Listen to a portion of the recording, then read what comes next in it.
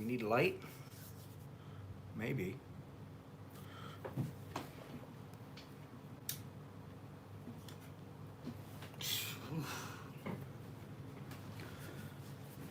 All right.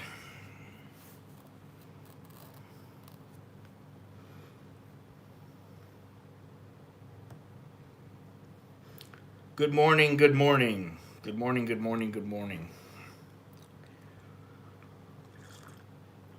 Hope everybody's doing all right.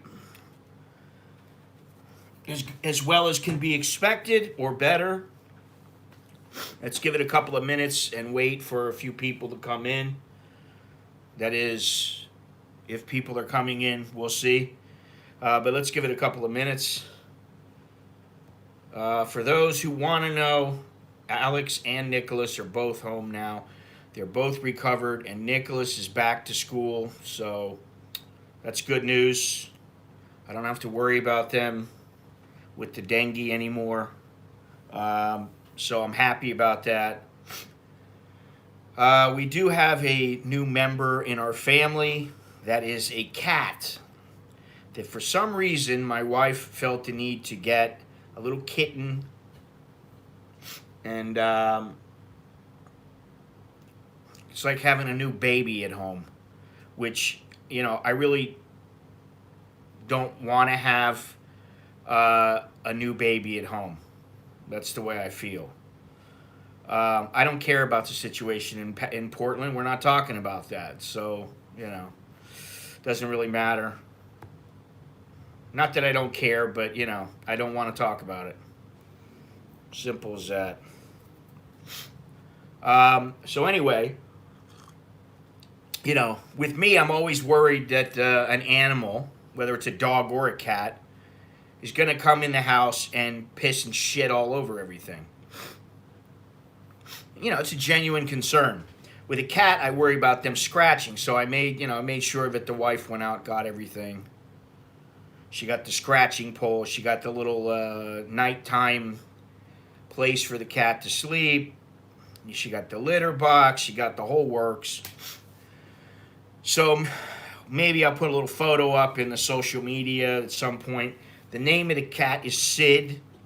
Not as in Sid Vicious, but Sid Barrett from Pink Floyd, because Alex loves Pink Floyd and he likes the name Sid. I'm not going to say anything else. I'm not a cat person, but you know what? It is kind of cute. Maybe it'll grow on me. So, you know, one more concern. That's the way, you know, it goes. Can't come in, stuck in traffic. I don't know really what you mean. Yeah, Sid Barrett from, you know, Pink Floyd. He knows all about Sid Barrett. He knows all about Pink Floyd. He likes Pink Floyd. I personally don't want a pet really because I just don't. I don't want to have to take care of it, and so that's the deal. That's always the deal with the pets. As long as they don't cause problems with the neighbors, that's fine. As long as they don't shit and piss in the house, that's fine. They don't destroy our property, that's fine. And then, you know, what else? That's all I really care about, you know.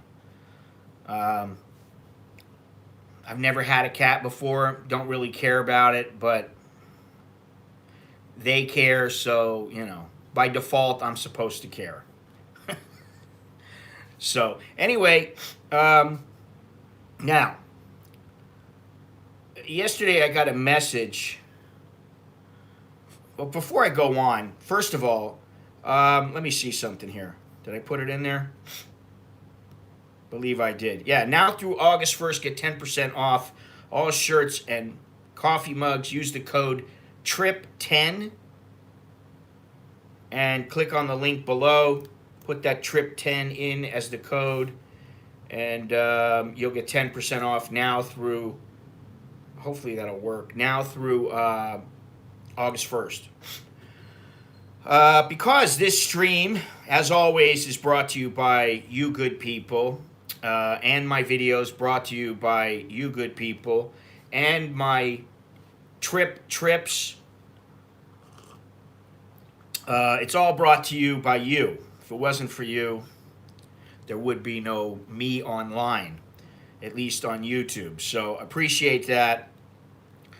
Today's shout out goes to Mr. Richard. I hope you're okay, Mr. Richard. Hope everything's all right. And also, Mr. Tom, thank you very much for the message. I did get a message. Well, before I go on, don't let me get sidetracked. Please click thumbs up, subscribe, leave a comment, engage in conversation, yada, yada, yada. Thank you. I got this message, and it was a video. And it was a video of this guy who went into a restaurant that happens to be right down the street from my house. And I guess he heard that there was a sign saying, sorry, but we don't serve foreigners. And so he went in. He went in to find out. He'd never been to the place, as I have never been to this place. Been by there many times because it's near my house. It's about a 15-minute drive from my house. It's fairly close, but I pass by there all the time. He went in, and he very politely, in polite Thai, I will grant him that, he went in, and the Thais were very polite to him.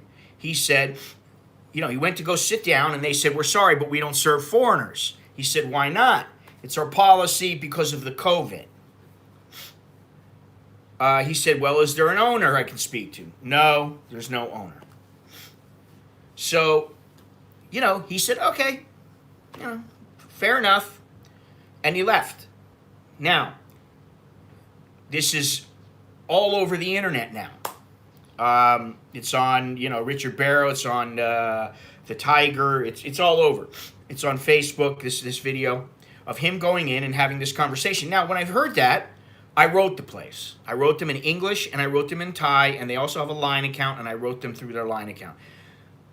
That was yesterday morning, and they have not responded yet. I don't know that they will respond because they are getting criticized by many people. But it was interesting to see how there's a lot of people who were just like, so if you don't like it, don't go there, leave. And, part of me, I understand that, and I believe it. I believe, hey, listen, if they don't want you there, why are you going to go? However, for me, it's more of a, what's more of a concern is what's happening in Thailand. And I would say it's been a relatively subtle change over the years. And I say subtle, it's noticeable, but it's not to the point where it's become a huge issue all over the world. And I would hope that it wouldn't, because for the most part, I love living here. I love the people. Most of the people are very good to me, and they don't cheat me. They don't discriminate against me. I went over this morning and had a bowl of noodles at this one place that I go to sometimes, and I forgot how much the special, the larger size of noodles, how much it was. And, I thought it's either 50 or 55 baht. I don't really remember. So I got 50 baht out, and I was going to take out another 20. I was a little bit slow because I wanted to see, is she going to say, oh, it's 55? And so I took it out I took out the 50 baht, and then I kind of waited a second. I was getting ready to go for the 20 baht, and she goes, it's only 50 baht. I said, oh, okay, thank you. Now, she could have said to me, it's 55 baht. She could have cheated me, or she could have charged me an extra 5 baht, depending on how you want to look at it. She didn't. Now, granted, I go to this place a couple times a month, maybe twice a month. But that's not the point. That happens all the time.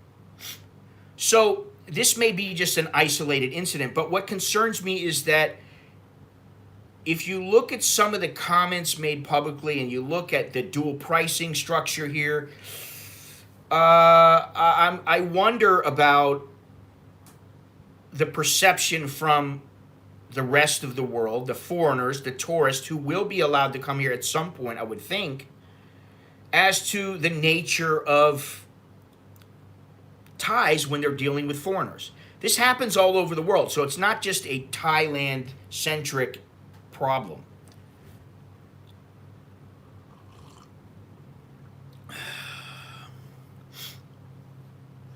This place that I'm talking about is definitely not in a tourist neighborhood. Well, that's one thing that I'm referring to is, you know, that when the Minister of Health calls Farang or foreigners, Kontang Chat, he calls them dirty Farang or dirty foreigners.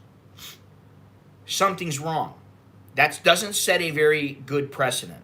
Now, they pulled 1,500 Thais. I don't know when this was. Let me think here. It was a couple of weeks ago, asking whether they thought the foreigners should be allowed back into Thailand, and 95% of the Thais said no.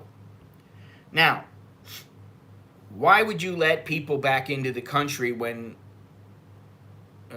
supposedly this virus is still rampaging around the world, depending on what you believe?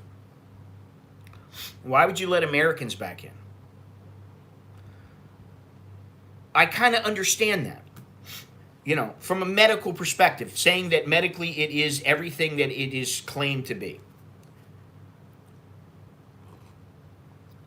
So I kind of do understand that. But the thing is that Thais come in and they have it as well. Now, what they don't want is to allow foreigners to come in mass and infect the country and have them go through all the same BS that many other countries are going through. You know, now my concern as far as this restaurant goes was not really about a Chinese person or somebody other than myself, to be honest, because I was thinking to myself, what if I went in there with my family? What if I went in there with one of my sons? And I thought about going there, and I just thought, you know what? I don't want any hassle. I don't want to risk it. I don't want any confrontations about it.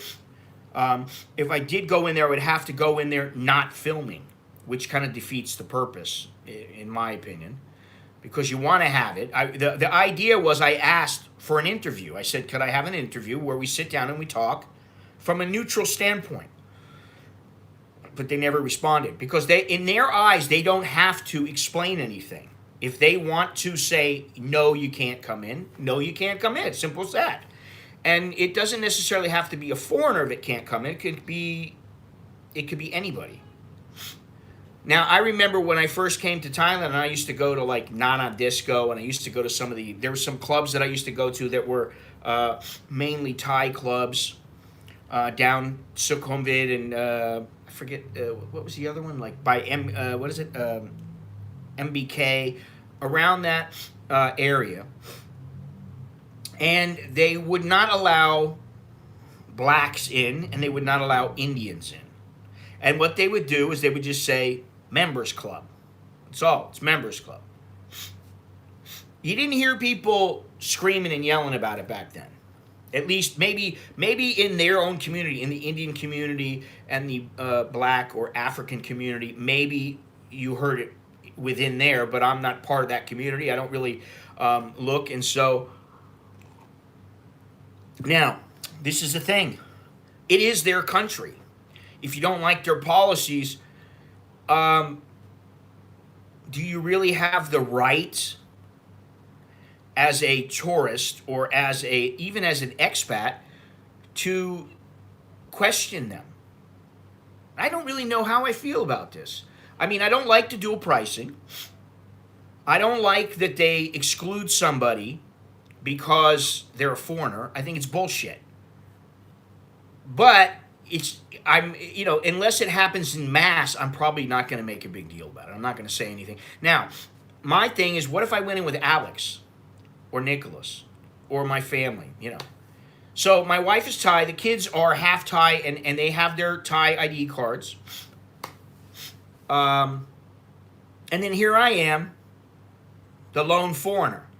Oh, well, you three can come in, but he can't come in. So I don't understand what the problem is with that. Now, here's the thing. I haven't been outside of Thailand since I came back from Hong Kong. That was this. I think it was December 9th. Um, so, if I've got any virus, you would think you would know by now. If I have that virus, you would think I got it from somebody here in Thailand. I didn't get it from anybody else. So, then when the logic dictates that their fears are not really warranted, but it's their establishment. And there is some debate on whether or not legally discrimination is allowed or not. So, it's made me think a little bit. Yeah, if it's only a few places. Listen, when I got the video and I saw it, I was pissed. I was pissed. I was like, what is this bullshit? And then I remember where I am. You got to remember something. Their logic is not the same as your logic. Look at the difference in logic between Westerners. So think about their logic versus our logic.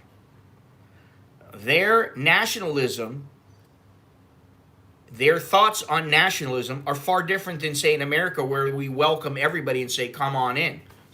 The Thais are tolerant of people being here, but that doesn't necessarily mean they want them to buy up all their land, marry all their women, and create, who knows how many mixed children.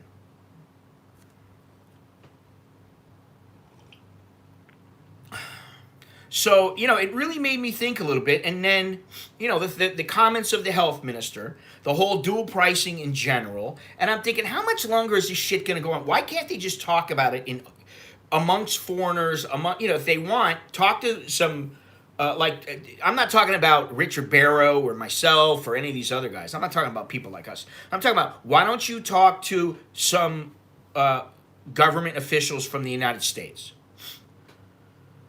Tourism, people from the embassy, the consulate general. Why don't you sit down with a handful of people and work something out? Because in the long run, I think it would be beneficial. But then, they have their own way of doing things. And that's how it's going to be. Now, and that's how it's going to remain. Now, what really struck me as pretty strange is I'm looking at this guy who actually went in. And these are some of the comments that he got. Why do you call out racism or xenophobia when there is so much of it in your country of citizenship? So in other words, because your country happens to be racist, why are you calling out racism here? Now, to me, that's faulty logic, because one does not negate the other. So that in itself, it makes the question a stupid question, if you ask me. You're allowed, just because of A doesn't mean you're not allowed to do B. If you know what I'm saying. Now he says, by calling out racism, this is another question or comment. By calling out racism or xenophobia in a restaurant while the vast majority of restaurants in Thailand are welcoming everybody, you are making Thailand look bad. And I don't think that's true. I don't think listen, if anybody's making Thailand look bad, it's Thailand itself. It's not the foreigners. The foreigners, yes, they do make Thailand look bad occasionally. You got these stupid foreigners getting drunk and talking smack when the Thais are like going, what? I don't know what you're saying, sir. Or you're attacking some girl who's a server because the boss told her don't serve him any more booze because he can barely walk, and then the guy's going off on the girl, and these kind of things are not good. And things like beating up Thai women, killing Thai women, things that happen here, that's not good either. But it works both ways. So if this restaurant refuses to serve you, why don't you just go eat elsewhere? What's the big deal? Okay, the guy had me in the first sentence. If this restaurant refuses to serve you, why don't you just go eat elsewhere? Now, if I went into a restaurant unknowingly and unknowingly came upon a restaurant where they said, sorry, we're not serving you because you are a white boy. Beyond Trinity, what's happening? I would be pissed. I would be pissed. I admit it. I'd be like, But I would not take it out on them. I wouldn't take it out on the people regardless because, first of all, you can't win. You won't win. You might get the holy hell beat out of you. Although, you know, if you're somewhat cordial, I don't think that'll happen, but you never know. Because in this video, there came a point where the lady said, "Oh, I don't think you should film." I'm paraphrasing. "You shouldn't be filming here." But never mind. Well, if you want to film, okay, whatever, you know. And so then somebody else came and said, "So what is the purpose of this? Are you coming here to, you know, make a problem or make an issue?" And the guy was just like, "No, I just want to know what's, you know, what is the truth? Am I allowed to come here and why not?" And they didn't know. So it says here, you went to this restaurant with hostile intent to make a story about it. I understand it. Now that is one of the reasons why I won't go unless they ask me to come, because I already know their policy. I'm not going to put myself in a position where, you know, I'm in a no-win position, pretty much, because really, what do I got to gain? Not much. I doubt it's going to change the policies all around Thailand. And you know, for what? For what, really? You are going to make a problem when you go there and you start confronting people. Now, if you sit down with the boss and you're very polite to him and he gets aggressive with you, then it's like, all right, I know where this is going. See you later. I'm leaving. But if he's decent to you, then you speak to him. And you say, listen, you know, where's your logic coming from? But you see, they won't engage. They're not even going to engage this because in their mind, we have, as in foreigners, have no right to ask them. And in the reality is we don't. If we don't like it, don't go there. If we don't like the country, leave. That's how it works. You know, and rarely do I have a problem here. Once in a while I do. And sometimes I get pissed. Not very often, but sometimes I do. I remember a guy came here once and I picked him up from the airport. Never met the guy, just talked to him on the phone a little while. This is 8, 9 years ago, maybe 10 years ago. He comes over. I get a taxi from the airport. You know, I go to the airport, I meet him, we get a taxi. And the guy starts saying that his meter's broken and he doesn't want to work his meter. That it doesn't work, give him 300 baht or whatever. And I said, no, turn your meter on. And he keeps saying it doesn't work, it doesn't work. And then I was like, fuck you. Your meter works. You got to turn it on.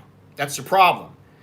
And so here's this guy sitting there going, you know, like, wow, this is my first entrance into Thailand and you're telling this guy to fuck off. He told me later, yeah, I was surprised, you know. And I was like, well, you know, sometimes you got to stand up to some of them. You know, you can't let them cheat you, but you got to be very careful because it can be a volatile situation. It should be the business owner's right to refuse service to anyone. I'm no legal expert here, so I can't say yes or no. I just note that this is his answer.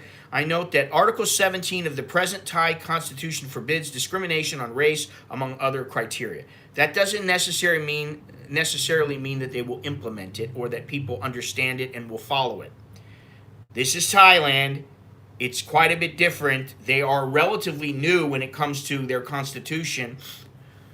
It's not like in the United States where everybody goes, I have the right to bear arms. I have freedom of speech. And you know, these are your inalienable rights. This is not the same. But your intent and purpose is to defame and harm this business. No, I did not say anything bad about the business. I'm not even going to read it. I don't think the guy went in. I will put a link to his video. I don't think that the guy went in with the intent to harm the business or defame the business, but I do think he went to call him out. And, you know, sometimes when people do shitty things or when they do things that a lot of people don't agree with, they're going to get called out. That's life. You know, so I don't think he did it with malice. He didn't go in there and say, I'm going to get them. And so, you know, it's a very tricky situation. And when it comes down to it, Thailand has its own concerns, and foreigners are not generally one of them. And unfortunately, as much as we think that we need them, or they need us rather, and they need our money, the truth is they would rather tell us to piss off and get foreigners from another pool like China. And the thing is that China and Malaysia are the top two tourism countries for Thailand. It's not that they can't use our tourist dollars, but at some point they just go, you guys are a huge pain. And in China and in here, how many times have I said, I go into a place, I start talking to somebody, I go, I need this over here, can I have this? And they're like, they're scared to come towards me. They're scared to even take my order because they don't speak English. Well, wait a minute, but I speak Thai. So then once I speak Thai, they relax. You see them visibly relax, and then they will help me. So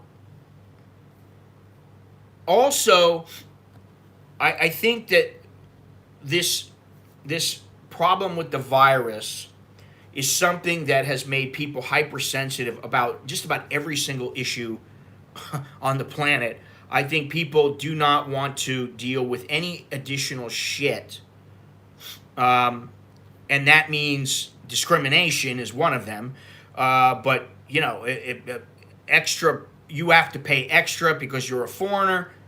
Well, wait a minute. So if I've been here 40 years, I've always got to pay the higher price, even though I've been paying more money into the system than probably I'd say 80% of the Thais in the country. We put in the system for education, food, and everything else. So why is it that I have to pay more money?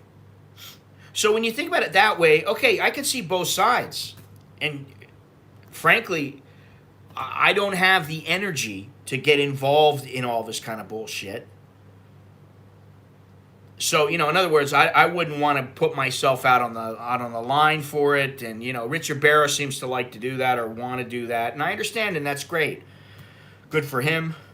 But, there was somebody who said to me a long time ago, why don't you make a group about, dual pricing and how, you should get a petition signed and presented to the government and all. I was like, come on, man. I don't want to do that. I don't want to get involved with it. Really. I don't have it that bad. And maybe I will in the future, and maybe I will say something in the future. I don't know, but I doubt it. Because if it gets that bad, I'll be like, okay, I guess it's time to leave. My thing is this place headed towards a Chinese-like government? That's what I'm wondering. No, they don't. Now, one thing this guy said, this guy Jan, his name is Jan, he said, in the video, and I didn't hear it, but he used the phrase gu and mung. Gu is I, and mung is you. Now, amongst friends, it's, kind of like, it's not a swear, but it's like an angry phrase, an angry way to say you and I. So among friends, it's perfectly acceptable. It's like between friends, somebody might say "yet man," which means "fuck your mother."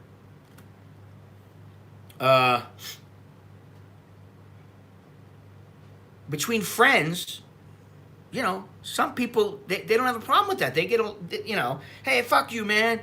They don't have a problem. But if you say it to somebody you don't know, and this is the same with gu and mung, it can be construed as an angry way of addressing someone. So he used that unknowingly. I never use those words. I know the words. I never use them. I don't even think about them. I mean, they're not like a part of my everyday vocabulary. But he didn't know, and so that kind of rubbed some people the wrong way. Which, okay, whatever. At some point you just go, it's one restaurant. As long as it's not, 500. As long as all the hotels don't start saying, "Oh, you're a foreigner? No, you can't come in." No foreigners allowed. Your wife is allowed to check in and get a hotel room, but you're not allowed in. When that starts happening, there's going to really be a problem if and when that happens. So I'm really hoping that that doesn't happen. Now, there was a Facebook group and Twitter account that called for fairness and transparency. This is back, well, I don't know when it started, but this is a couple of weeks ago. There is an online movement,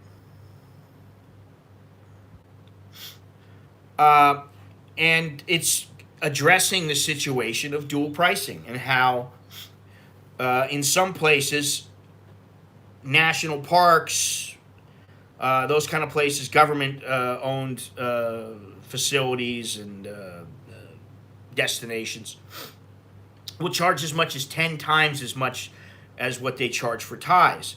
Now, a foreigner who pays 300 baht to enter a national park, while a Thai pays 30 baht.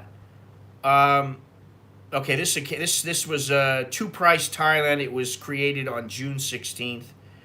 I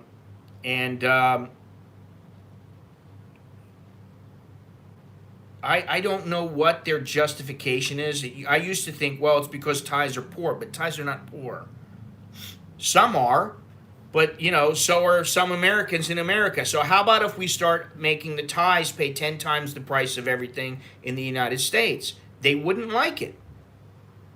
That's why they're in the United States, because they know they're going to get equal treatment. Now, something I didn't know was the word. I didn't even know there was a word for racism in Thailand. And there's another one I haven't looked into, which is corruption. But racism is yit pew, and I don't know if I'm saying that right. I have to listen to it a couple times. I've just learned the word, the phrase yit pew, which basically means to hate on a different color, to hate on something different. It's not yit C pew, it's yit pew. You don't have to say C, because it's not only color. It's also about other things, not just color, okay? Well, exactly. That's my thing. If a foreigner if foreigners start making problems, yeah, I understand that, but you can use it without the word C. C denotes color. It's not only about the color, okay? It can be race, it can be anything, but it basically it can be about being fat. It can be like, I'm hating you because you are fat, so I'm discriminating against you because you're fat. I'm discriminating against you because you're ugly. I'm discriminating against you because you are black. You have black skin, which in Thailand, obviously, that's not a good thing. People don't like that. They don't like dark skin. They prefer the white skin. That's their preference, whatever. I mean, listen, there's guys who only like Thai girls. There's guys who only like Brazilians. So whatever, however they like it. They like the lighter skin, good for them. Whatever, it's their preference. But anyway,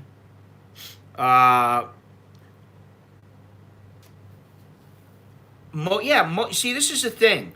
From the outside looking in, Thailand is one of the few places where you really, in my opinion, you really need to know the culture. You need to learn the culture. Even if you're going to be here for a couple of weeks, you need to learn some of the culture, because you do the wrong things and it might get you in trouble. I've known girls who they've taken their tops off on beaches. I've known one girl, I told a story where I was in Nong Khai in a bar, and she was like in a little skimpy, bathing suit top, and she had massive tits, and they're flopping all around, and all the guys in the bar were like staring at her, and she didn't care. She had her boyfriend with her, and me. And to her, it was okay. And I'm like thinking, oh man, this does not reflect well. Because if you don't respect the culture, why would they respect you? And this is one thing. I would say 99% of the time, and the 1% being if I lose my cool, which it happens less and less now. Over the years, it's happened less and less. And as I've learned, it's happened less and less. 99% of the time, I try to be extremely respectful and follow their culture because they see that you're making the effort. That usually kind of squelches the problem. And at the very least, they may not give in. They may not agree with you. They may not solve the problem to your satisfaction. But they won't escalate the problem and make it much worse, which is a problem with some people because they come here and they think they're a badass and they start getting aggressive and they start, getting loud and screaming and yelling. And then, some Thai hits them over the head with a frying pan or something, and that was it, Well, bar girls generally have multiple pricing tiers. They have the great-looking guy price tier. They have the average foreigner. And then they have, like, the Arab or Indian or Japanese price bracket. And, so there are multiple tiers. So, it is something to think about. Yeah, seriously. And somebody said earlier that, obviously, some of the Japanese-only establishments, if you're a white boy and you go in, they're going to be like, no, you can't come in. Sorry. Sure they do.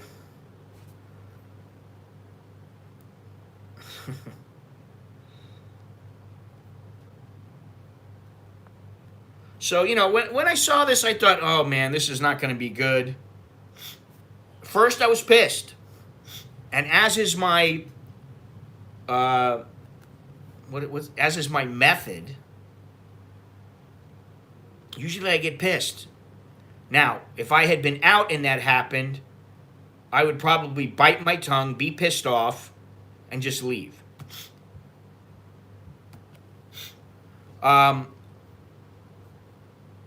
But I get pissed off, and then I start calming down a little bit, and then I start thinking about it logically and analytically.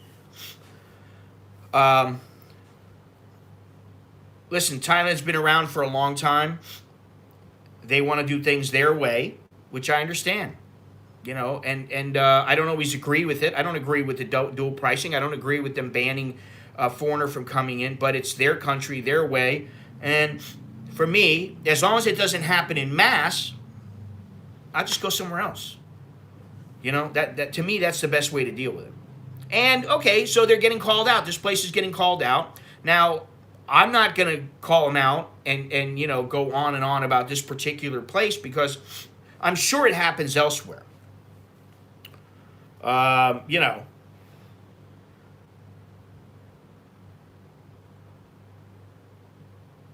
God.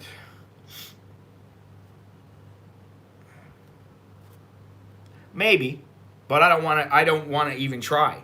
Because then it comes down to, okay, you're some foreigner. You go in to have a quick dinner, and they tell you no.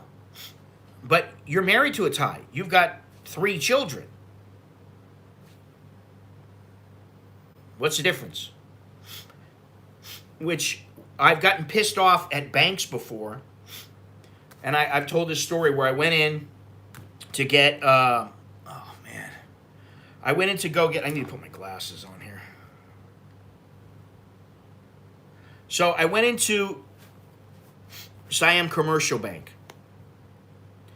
And I said, I need to open up 2 accounts. one for each kid. Cannot, because they weren't of age, so I had to open them up in my name. Cannot. I said, what do you mean cannot? You have work permit? No. This is a couple years ago. Why can't I open up an account? I already have 2 accounts here. I've got accounts at many other banks. I've opened them up. I'm like, what's the problem? Oh, I said, what do you mean, And so they said to me, do you have Thai wife? Yeah, I got Thai wife. Oh, you have Thai wife? Yeah, I have Thai wife. You have paper? Marriage paper? Tha bien? Yes, I have. Give them the paper. Okay, no problem. They open the account. I'm like, why do I have to have the paper? I'm like, why do I have to be married? You want my money? Yes or no? And they're like, they don't know what to say. Because they're following rules. They're following rules set up from people high up. So if they don't do it, they get in trouble. If they, say, I'll let you open it, they might get in trouble. Now, it depends on the bank, obviously. But that's why, they have their issues. That's why people have issues with Thailand. There's a lot of people I know people now that say, I will never go to Thailand again. I know people even before all this stuff who have said, they cheated me, they lied, they charged me more money when they said they were going to do this and do that. And most of the time, they had legitimate beefs. And I was like, it's not a whole lot of people. Maybe a dozen over all the years. But, there's people that are like, fuck that, I ain't going back there. Yeah,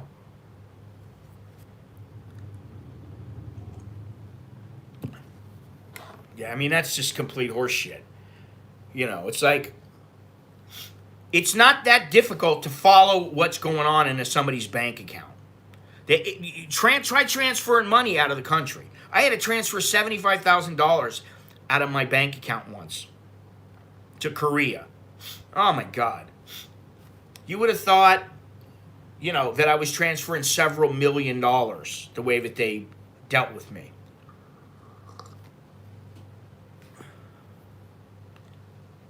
Well, here's the thing, Gennaro. There are a hell of a lot of good things here. Okay? And, I can't say, oh, well, the women, the food, that's nice. That's icing on the cake.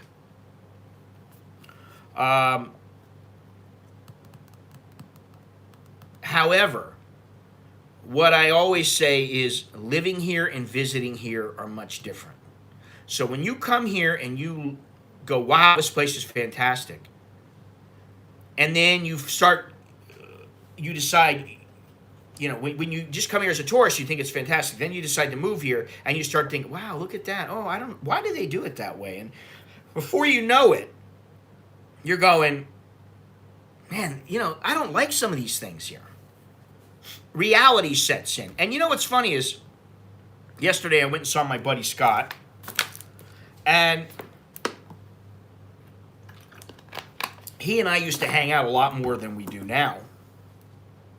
And we used to hang out in a couple of pubs, and, we'd go there and we'd have a great time. And things were different back then. We were talking about how, like in Nana Plaza, you could go to Nana Plaza. There was a little place, you turn left, go up the stairs, and you needed a visa, you were overstayed, anything like that, give them the money, they take care of everything. You wanted a 1-year multiple entry tourist visa, pay them the money. You didn't even have to go out of the country. You didn't have to do it. You stayed in the country, and they'd say, come back in 3 days, boom, you'll have all your papers, and everything was cool. Very, piece of cake. Not only that, but the bars were open longer. If you want to talk about things related to, say, that scene, the bars were open later. The girls danced naked. There was just, it It was there were places open all night. It was very easy to find places that were open 2 o'clock, 4 o'clock in the morning. You know, Terme was an all-night event. People were on the streets all night long, drinking and eating food. And, you know, now it's much tamer. So I think it would be frustrating at times. It can be, but once you learn how to deal with things, it gets much easier, Gennaro. Maybe that's why, for me, it's really pretty simple most of the time. Yeah, I mean, you know, I don't know what to tell you there, because I know some people that, you know, they've got it rough, that it's a pain in the ass for them to be here, to renew every year, to stay here and all that kind of stuff. For me, for my buddy Scott, for a few other people who I know, all in all, it's pretty easy. You learn, and you learn the workarounds, and you learn things, what you can, what you can't do, what you can get away with, what you can't get away with. You just learn. And if you don't learn, then you listen, I used to say it all the time. Out of 100 guys that come and profess their love to some chick, or say they're going to come back and they're going to move here and they're going to stay forever, you might have half a dozen that come over and actually stay. And they make a life for themselves here. Now it's starting to change a little bit, because people, what they've started to do is weed out all the dreamers. And I don't mean that in the same sense necessarily as, well, maybe I do, I don't know. But they've stopped weeding out people who are like, I've got $100 to my name and a ticket to Thailand. I'm going to make a go at it. I'm going to teach English, and I'm going to live there forever. That used to be a real thing, and you could actually pull it off pretty easily. Now it's not quite as easy. Or is it quite as much fun, in my opinion? And actually, I think I'm going to, instead of doing a video, I'm going to do a video on a guy named Jim, who is a supporter of the channel. He made a comment, I don't know, a week or so ago, and I want to do a video on it. But this guy wrote me in, and it was, I had done a video called, Has Thailand Changed, and Where Have All the Good Times Gone? This had to be a couple years ago when I did this video. He wrote, I don't know. I think it depends on you as a person. I've been to Bali. Bali was awesome. I like Bali as a tourist destination. I don't know that I would like it to live there, because I haven't given it a go yet. I went to Thailand last year in 2019 and again this last February. I had an awesome time. Okay, let me just stop right there.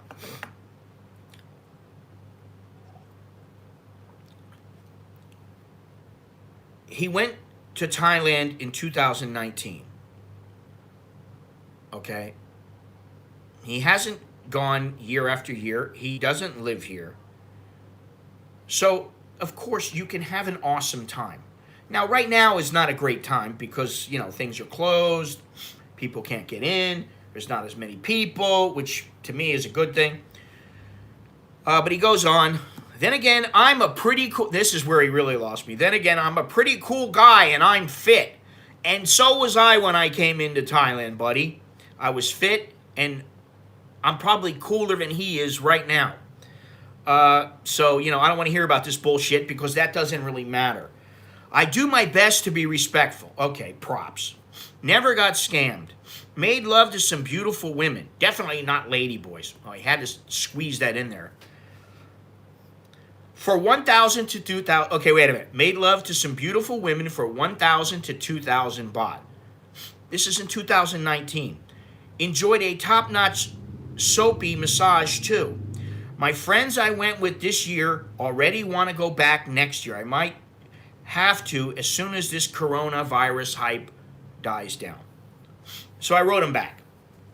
And, you know, I try not to comment very often on YouTube to people who I don't know. Just because, you know, there are people who have been with the channel for a long time and who are supporters that they deserve a response. Some people don't really deserve them. But this kind of guy, I just went, oh, God. He thinks he knows. First of all, it doesn't depend on you as a person unless you are a complete prick. If you're an asshole yes, it's going to matter. If you're an average dude who comes here, you're semi-respectful, you know, you're not a prick to the girls. It doesn't depend on whether you're a person. It depends on how much money you have. If you're dealing with whores, that's what he's dealing with. He's dealing with whores. So if you're paying them, that means they're a prostitute. If they're a prostitute, all that matters is the money.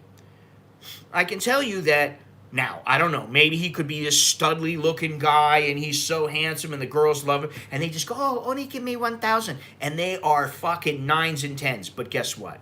That generally doesn't happen, okay? I remember 500, you know, 1,000 for the pair, you know. But he's saying, you know, oh, made love to some beautiful women for 1,000. You ain't gonna get a beautiful woman that you paid for 1,000 baht. 99% of the time, it ain't gonna happen. Okay, maybe you get lucky once in a while, but somehow I don't think he does. So I don't know if this guy's a troll or he's just an idiot. But I wrote him back and I wrote, the changes, this is kind of like I got a letter. The changes Thailand has gone through isn't dependent on you as a person. It depends on whether or not you know how it once was compared to how it is now. That's the other thing. How does this person have any idea of how it was 25, 30 years ago when he hasn't been here? He has no basis for comparison. So that alone negates his logic. Compared to 25, 30 years ago, the Thailand you experienced is tame. And it is. That's the only way I know how to describe it. It's very, very tame compared to how it used to be. And I don't mean it was rowdy in a bad way. I mean that it was rowdy in a good way. It used to be in a good way. As also being a pretty cool guy and being fit doesn't much matter if you're paying for it. Anyone can screw beautiful women here if you're paying them. And I can tell you, if you're paying women 1,000 to 2,000 baht, they're not what is considered model quality. So, you know, there it is there. Yeah, exactly. I mean, you know, listen. If you're you know, truly hideous looking, and you stink, and you go in, the girls might be like, or you're 80 years old, they might be like, no, I don't want to, you know, they might be like that. But if you're fairly young, or you're even, you know, 50, 60 years old, and you take good care of yourself, you go in, you smell good, you're dressed, you just you look clean, then they don't have a problem with it. You know. As long as you got the money, that's all that matters. What about beer garden? What about it? What do you want to know? Beer garden used to be a place where you could get you could find a nice looking girl to have a conversation and whatever with, or you could find some old dragons, some dragon ladies in there. But I got to know the staff there because it was right down the street from my house. So I used to go there all the time in the afternoon for lunch. And they were always very good to me, very nice to me. And, you know, I had some great times there. Not the same now or in the last few years. And across the street, they had a whole place to eat. I don't remember the name of it or whatever. They had a couple places. You know, it was all one food court, and it was several different places that you could get food from. And then they had like a salon for the girls, and they had all kinds of like a little tailor shop, and they had all kinds of stuff. All that stuff is gone now. They had what was the name of the bar? Was it the Bamboo Bar? Is that it? And they moved it? Yeah, so did I. I used to hang out there too. But that place was pretty good because you could go in. They had several pool tables. You could go in, play pool. You could go in and play pool with some girl who was like getting ready to go to work at the Go-Go. You could play pool with her, have a good time, you know, have a couple of drinks. They had food. You get food from outside. And it was fantastic. And there were some great pool tournaments that went on there. So it was a lot of fun. Do I wear bell-bottom pants? You're not talking to me, are you? In the 1970s, Boston combat red light was wild here and out of control with openness, prostitution, getting killed. If you want, all gone 15, 20 years ago. Yeah. That's what I mean. Well, back in the day, yeah, everybody did. But not now. Who wears that stuff now?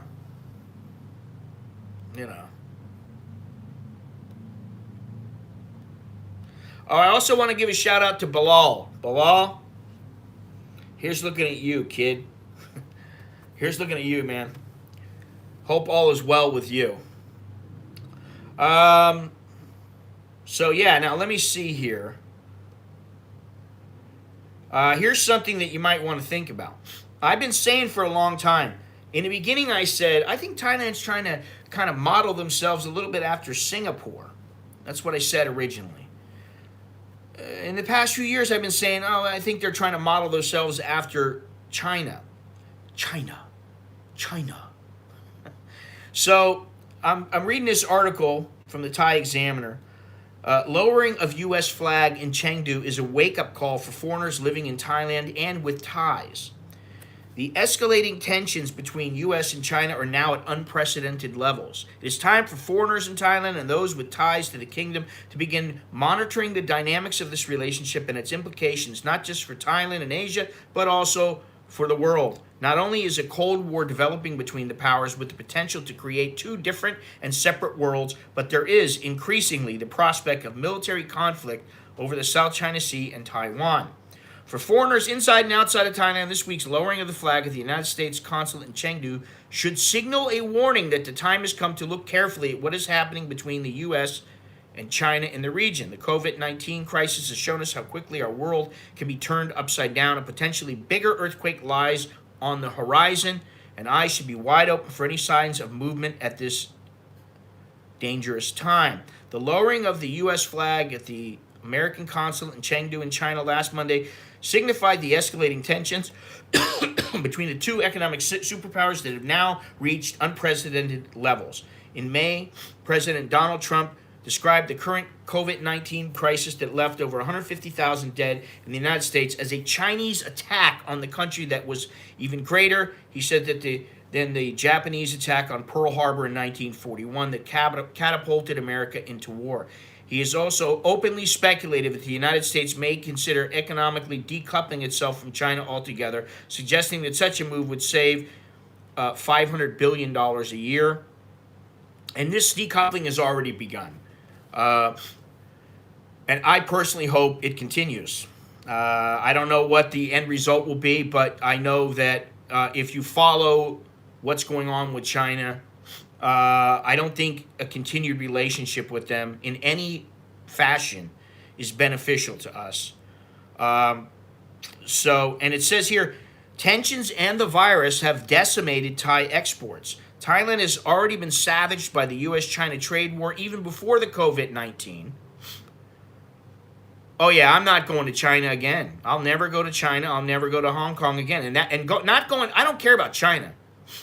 But not going to Hong Kong, that bothers me.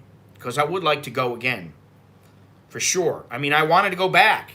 And then, obviously this virus happened. And Thai exports have dropped by over 23% in June following a similar drop in May. These were startling drops upon 2019 figures. Shit. Which also represented a large slump since 2018. This trade war tore the bottom out of Thai exports in 2019 as trade and supply chains across the world were uprooted as President Donald Trump imposed punitive tariffs and transformed the dynamic. Let's see here. The United States remains Thailand's largest export market, but is followed closely by China. The increased friction between the two powers is raising serious questions about the viability of Thailand's traditional diplomatic policy of hedging between competing superior powers to cope with what some observers are describing as a surreal situation.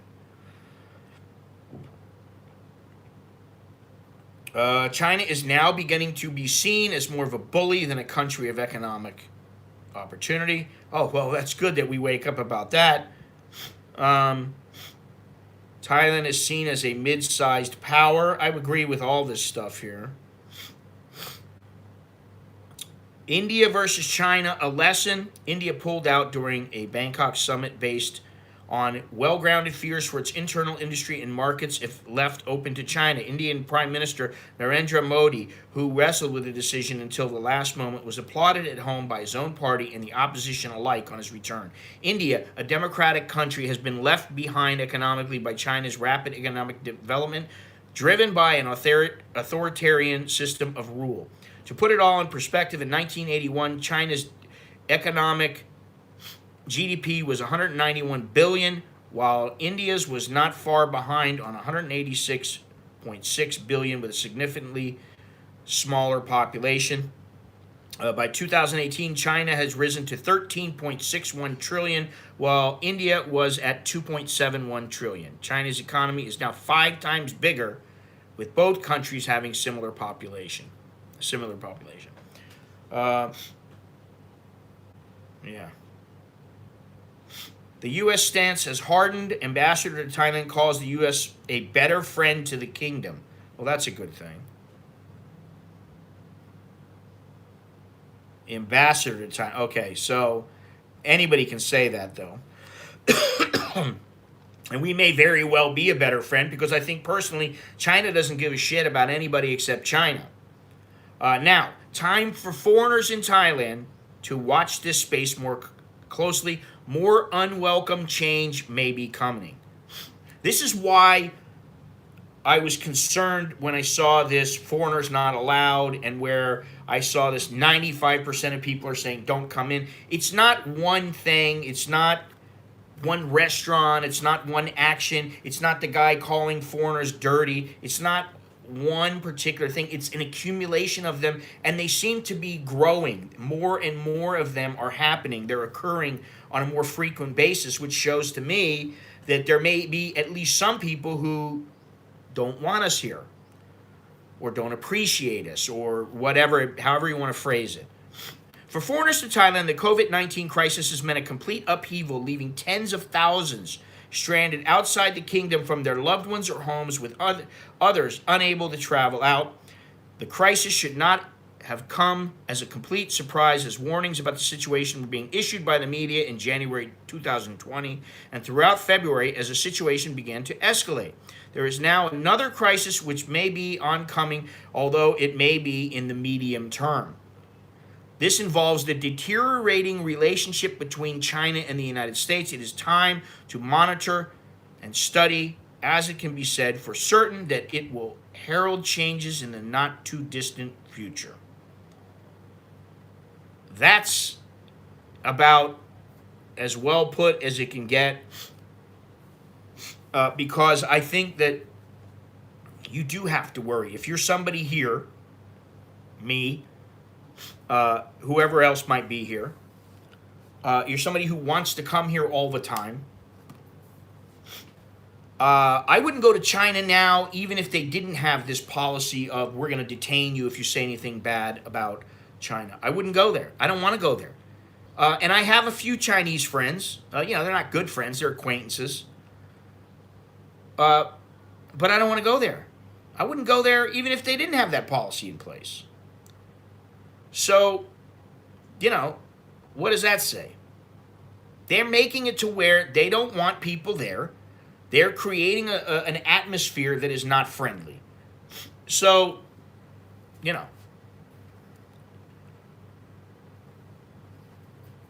why go? Why give them your money? You're giving them your time, your energy, your effort, and your money.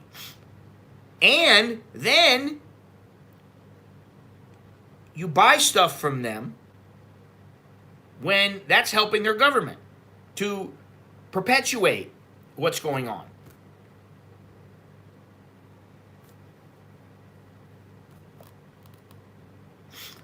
Well, when I think about the Chinese influence on Thailand, I have concerns.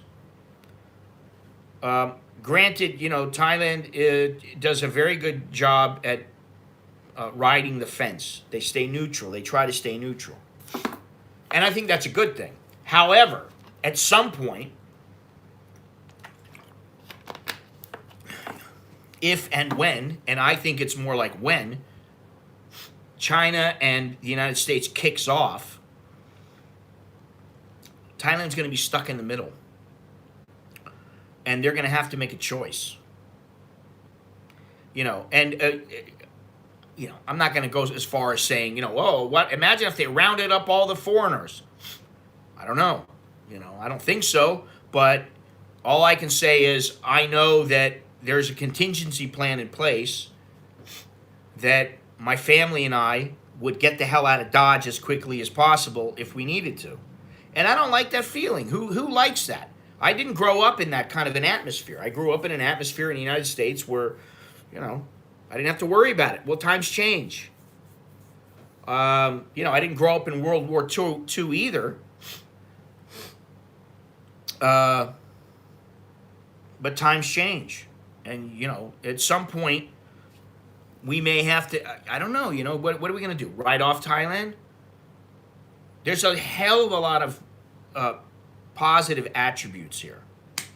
I'm not so apt to just write off this place and say, oh, well, I'm done with this place. No, I'm not. The people are great here. 99% of the people you come into contact with, they're awesome. Really. And then it's always people in power who tend to be the people that you might not agree with, and those are the people who are considered assholes, or they're difficult, or whatever you want to call them. They're crazy, whatever it might be. But people in power have to make difficult decisions. Now, I may not agree with their decisions, and I may think they're full of shit, and I may think they're an asshole, and I might be justified to think that way. But they still have to make their decision, and they don't make their decision on how I feel or how I think. They make their decision on hopefully, what's good for their country. Know what I'm saying? Think about after China takes over Taiwan. You don't have to tell me, Tom. To me, their goal is world domination. Run the world the Chinese way. We're effective.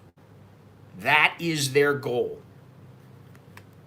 You don't have to agree with me, but I believe that. Watch how they take care of things. Watch how they interact in situations.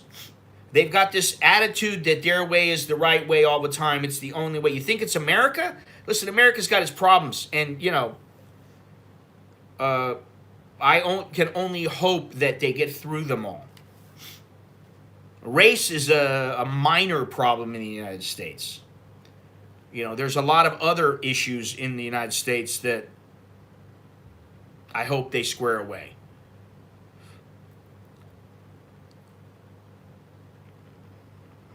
Have plans to retire in Hua Hin on retirement visa. Could you give me your advice? I am confused now after hearing you today.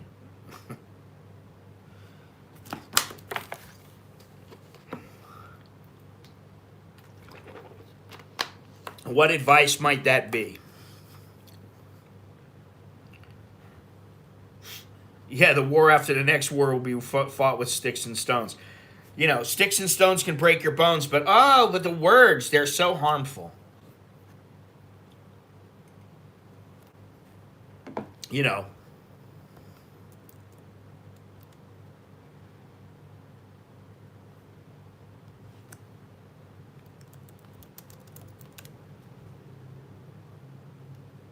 Uno momento.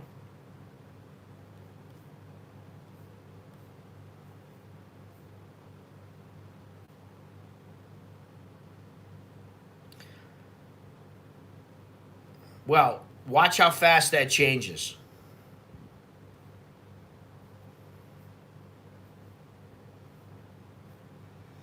I'm sure that they can create exemptions. And if you think that there are Chinese that Chinese don't own any land here, you would be mistaken.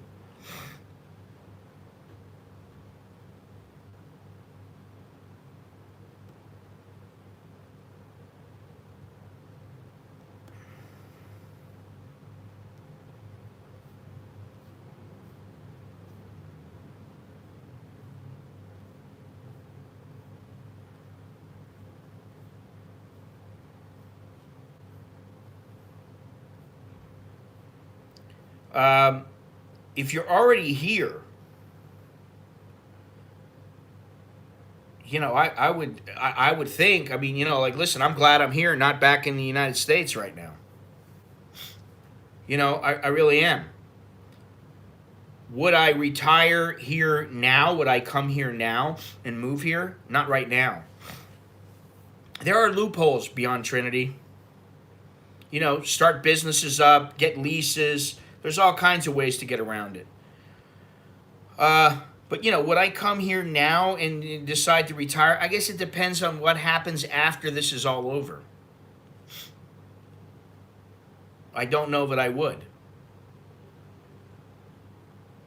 Well, that might happen, and that's why it's so important for us to have insurance. I mean, don't you have insurance now? If you have insurance now, you should be able to continue with the insurance.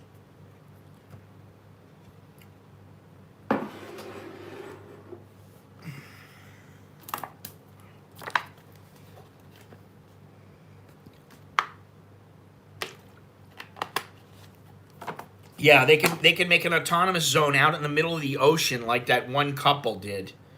They made it was on some oil rig thing or something, I forget, but they tried to call it their own. And the Thai Navy went after them. That was the end. See you later. Yeah, but I don't know that I mean, who wants to retire here now? Honestly. Why would you want to retire here now? You may have been planning to retire here, but I would give it a second thought and wait until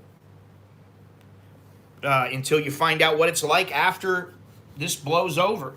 Once they start letting people back in on a regular basis, not just only certain people can come in.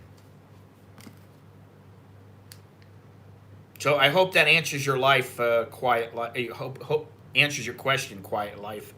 What countries like China and North Korea don't really understand is that the United States tolerates them. We would crush both of them inside of a month if we wanted. Well, we could.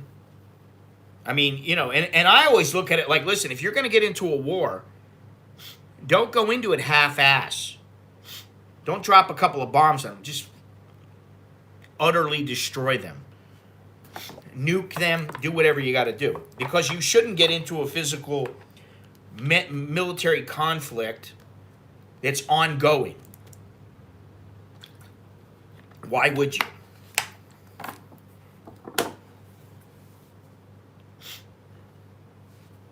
Well, yeah, I mean, listen, the healthcare saved us with the kids. Alex's bill was like 51,000 baht.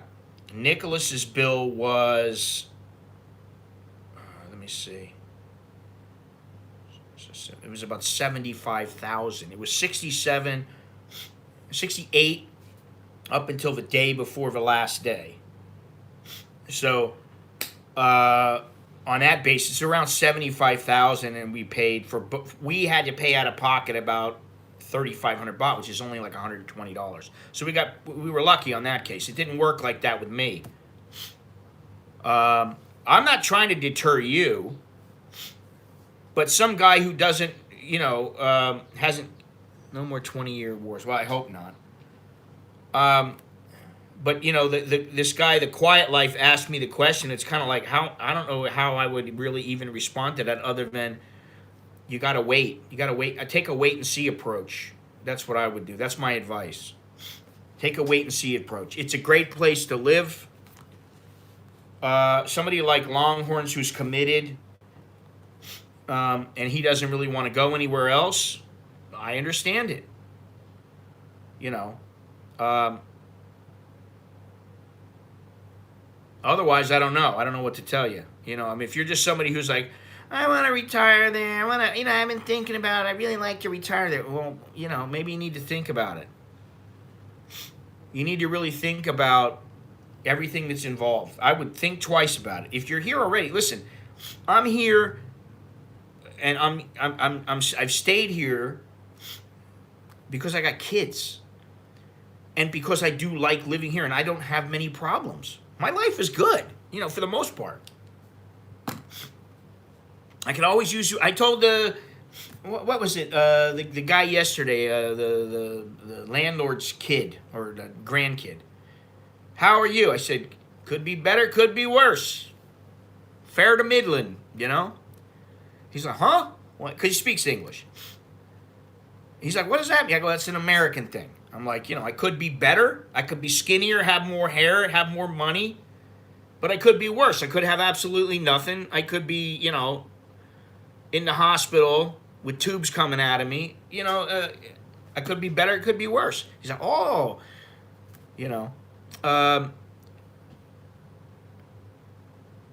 worried that health insurance will increase too much every year.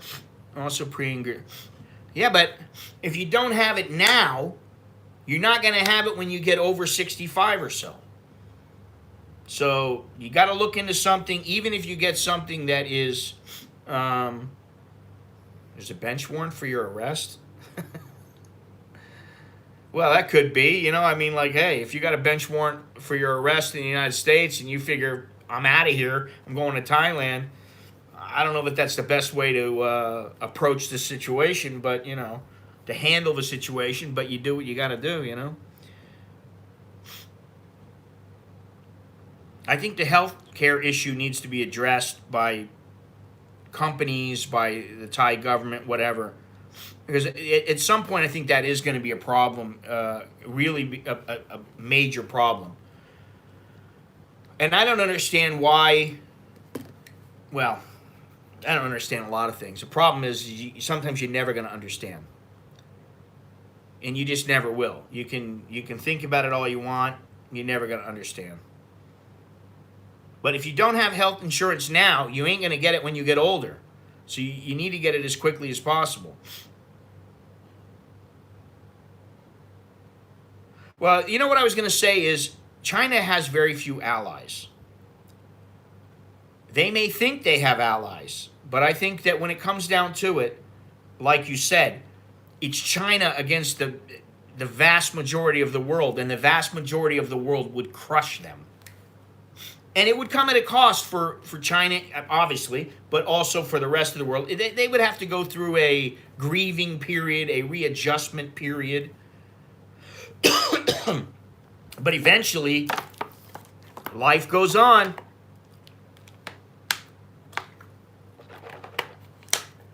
It would, the world would be framed in a different manner. There will be an adjustment period, and it's going to take a few years for the United States to get out of the situation they're in with China. It may take many years. I don't know, what it's going to take, and I don't know if a war is the answer, but I do believe at some point we're going to have some kind of major conflict with them. And I have a feeling that we're going to suffer from it. They're going to suffer from it. But in the long run, I think they're going to suffer from it far more. And I think that this Xi Jinping is, he's, say what you will about it, but I think he's on a quest. He's on a quest. Yeah, but the thing is, what are we going to do in Hong Kong? How are we going to protect Hong Kong? Really, it's a no-win situation. You really have no way of protecting that small area. That's like, I don't know how they would do it. I don't know how anybody could do it. It's like saying, hey, let's go into Wyoming and conquer Wyoming, take it over. Who's going to do that? You know, who's going to come into Wyoming and take over Wyoming? You know what I'm saying? It's that kind of a situation, that kind of a geographic thing, and I think it's very difficult. The way to approach it, I think, is economically, financially, with trade war and that, with the trade war and everything like that. I think that's the way to kind of approach it. And now, when you see that the embassy in Houston was shut down and what they were doing there, I mean, like, listen, why are you letting Chinese in? And the person that they arrested in San Francisco, why are they letting these people in? Stop letting them in. Listen, we don't have to let in everybody. Just because the United States is a free country and we allow immigration doesn't mean we need to let everybody in. Doesn't mean that we need to welcome everybody with open arms. No, we don't. It's like saying, this guy's murdered 28 people, but you know what? I'm a nice guy, so I'm going to let him come into my house and help him.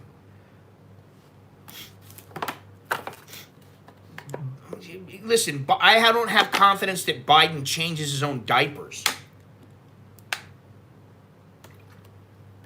Seriously, I don't have confidence in him. And, Trump is kind of a loose cannon. Yes, China's overdue for a smackdown. I agree with that. And I have not had such passionate feelings against, say, anyone. Well, not anyone, but for the most part, my dislike, my disdain for the CCP, for Black Lives Matter, has grown because of their actions. It's not because I'm sitting here going, well, I really hate the Chinese and I hate the Chinese government. No, I hate their actions. I don't like it. And somebody asked about Portland. I don't know everything that's going on in Portland, but I'm of the opinion that if you have protesters who are getting violent, you know what? It's time to start using the live ammo. It's time to start giving them major beatings so they understand, listen, it's one thing to peacefully protest, but if you protest and you try burning things down, you will be shot. That's it. Simple. Boom. All of a sudden, things stop. But you know what? They're so worried about the media taking it out of context that they won't do. It's like inaction because of the media. I believe that, Beyond Trinity. Yes, you defeat China by starving it financially. The manufacturing exodus is just a start. Let its citizens suffer and the regime will change. Well, I do believe that there is some infighting right now in the Chinese government, and they are not happy with Xi Jinping. I don't know everything about it. I haven't looked at it in depth, but I have seen a couple of articles about it. And that's a good thing. That's a step in the right direction. Although, be careful what you wish for, because the next guy might be even worse. Hunter Biden. You got Hunter Biden, Joe Biden, it's like, listen.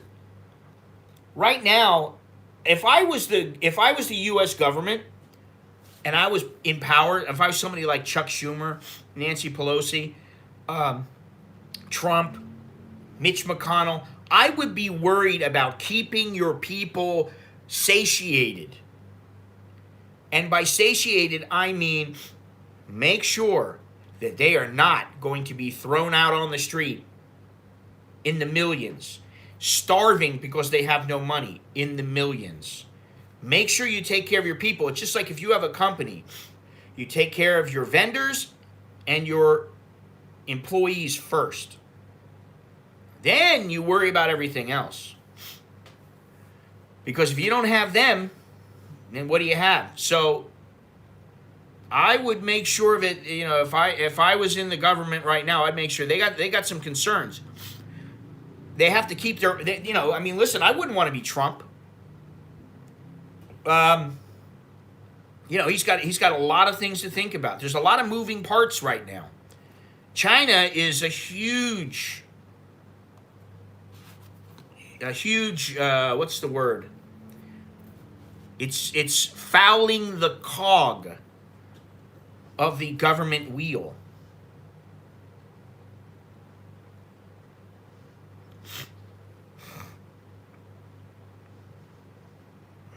Well, you know, and this is herein lies part of the problem. Listen, I hear Mitch McConnell telling people, "Oh, is the stimulus up? The stimulus package going to be done? You know, before you go to recess." Listen, these motherfuckers shouldn't take any vacation until they get the shit together. They go on vacation for a month, there's going to be people rioting in the streets. I guarantee you. There already is, but there are going to be, it's going to be massive. Because they look at these guys as fat cats. They're going out, they took one holiday, now they're going to take another one for a month, and all these people are going, hey, I've run out of money. I'm going to get thrown out of my house. Can't you approve a bill that like says that if my house is my house, I won't be thrown out of my house if I don't pay my mortgage?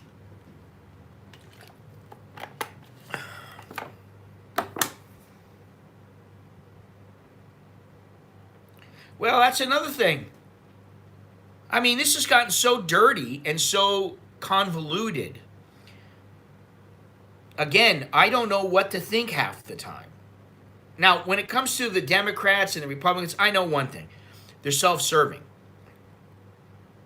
If they really want to help the people, then think about things in a way that doesn't offend them. You know, like Mitch McConnell saying, well, when he's asked, can you get this bill passed in a couple of weeks? Ha ha! No. Why does he have to say those things? You know, and then the thing is that he gets shit on. Somebody's like taking him aside and saying, listen, dude, you better get it together because we're not going to go through this where you're like having a great time in Kentucky doing whatever you're doing, taking time off, while the people of the United States are suffering. And not everybody's suffering. But, you know, there's a lot of people that are out of work and they're worried about this virus. They don't know what to think about the virus. Everything is so convoluted now. It's like, well, who do I believe? What's best for us? I think people are confused now. There's a lot of confused people out there.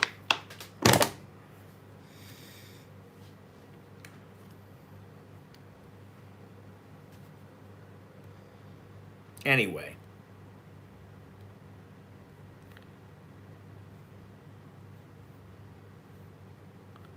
Let me see this here.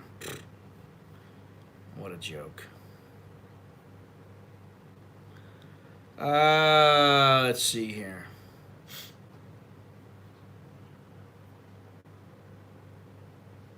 I remember, you know, getting back to this whole dual pricing and what's going on.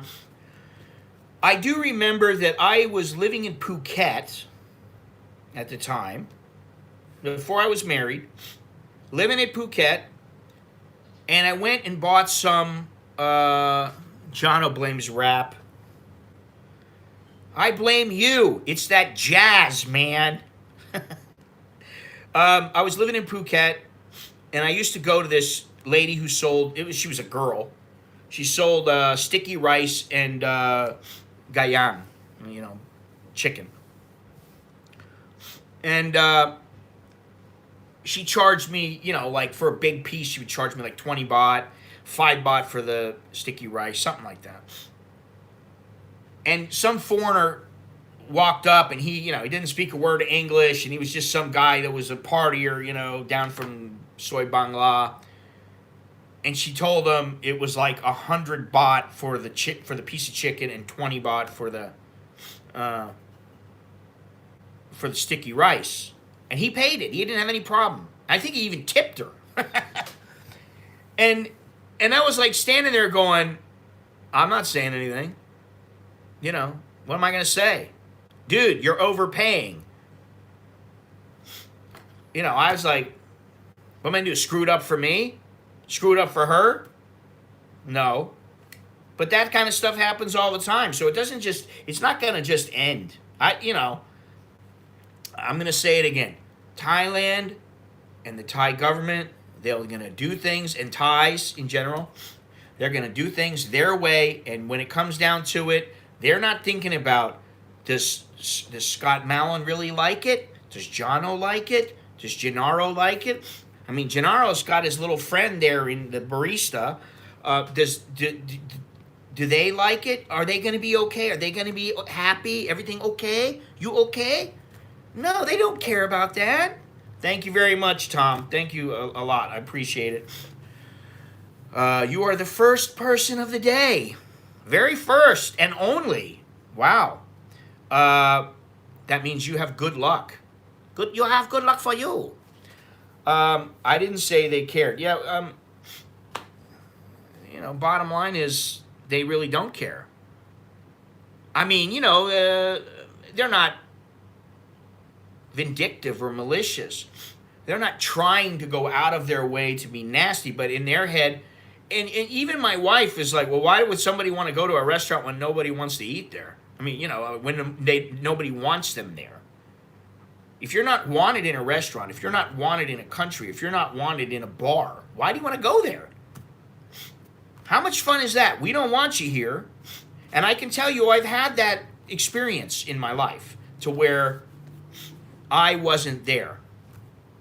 I wasn't there in a place that I was wanted. There, I said it. I wasn't wanted. And,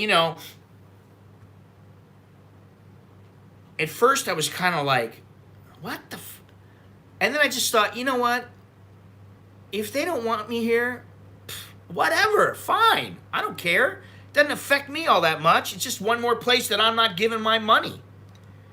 There are other places I would rather give my money, or other places I would rather spend time where the people were friendly and nice and decent. Not just, no, sir, yes, sir, I can't, sir, you can't come in, sir, I don't know why, sir. I don't want to hear all that bullshit. Listen, okay, fine, see you later. Whatever, bye. Preo cares. I don't think she does, actually. I don't think she cares all that much.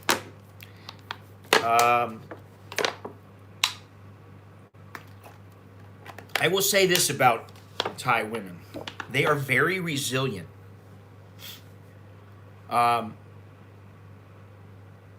Something happens to them, they lose their loved one. Don't ever let if you're involved with some chick here, whether she be a working girl, as in prostitute, or just a regular girl, I know you are. I get your humor by now, Gennaro. However you may be, and however they may be, you may think, because they're crying, and they're all upset, and they're dropping at your feet, and they're that they really loved you. And it's such a bad thing. But guess what? I'd say the vast majority of them, they're going to be okay. Like I used to say, they were fine before they met you, and they'll be fine after you. I don't say that this is a Thai thing either. This is a woman thing. If you know many, many women, let me use the 80-20 rule. Actually, I like the 99%, 1% rule. If you say, honey, I'm done with you, they might get pissed. They might say, you killed my dream. You might say, they might say, you promised the world to me, Mr. Farang. They may say, oh, you very good. You're very big. Oh, I love you so much. Why you go away from me? I think everything very good. You asshole. You might get all that. But guess what? In a day or two, in a week or two, they're going to forget you.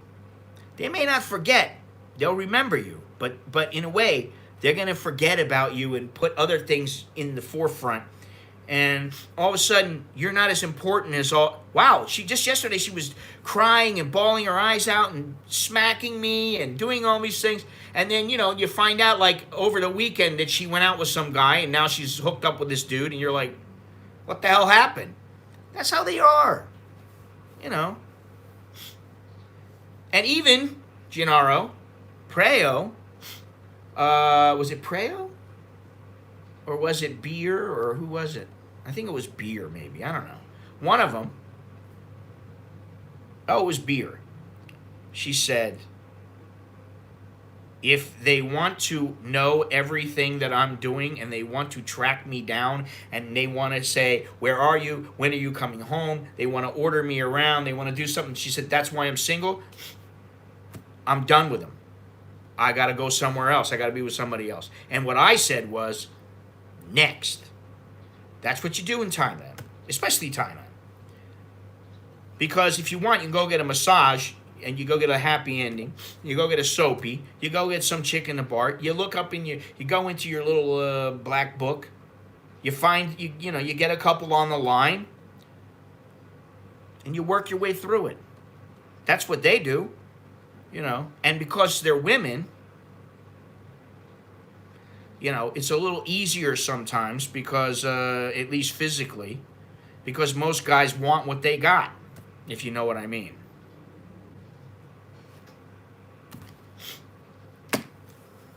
So, there it is there. I said it. Let me see what else we got here, because where are we at for time?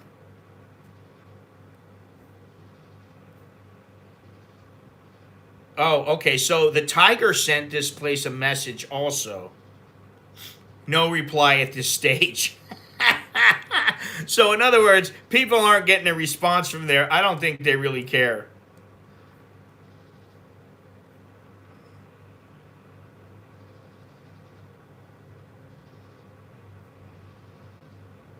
Okay, so here's a couple comments. I'm not mad, but it just seems like a sad thing. Many Farang are spending time and money studying Thai and taking care to obey local etiquette. Satahip Naval Base excludes foreigners on grounds of national security. Okay. Enough places to eat in Lod Prao, we won't starve. Well, that's true. They are just scared, and that is totally understandable, as some foreigners, diplomats, are still not required to quarantine on arrival. Now, that's horse shit. The history sadly repeats like the sign outside the shop during Jewish deportation. Entry forbidden to Jewish and dogs. Very ignorant and xenophobic. Actually, it used to be no Chinese and no dogs. If you look in the at the Bruce Lee movie, that's what they had up in the park. They had a sign up, and he got pissed off. He didn't like that. Well, who does like it? Everybody wants to be a part of the scene,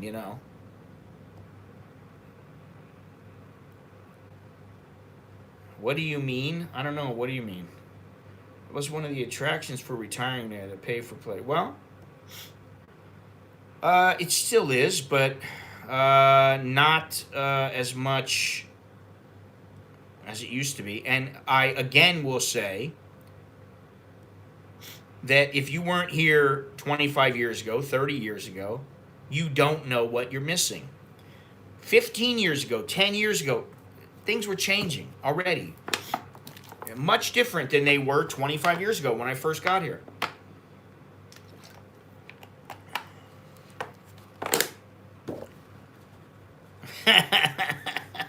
The last girl that tried to land me is now with another foreigner, and they have a kid. She still wants to keep in touch. She no good.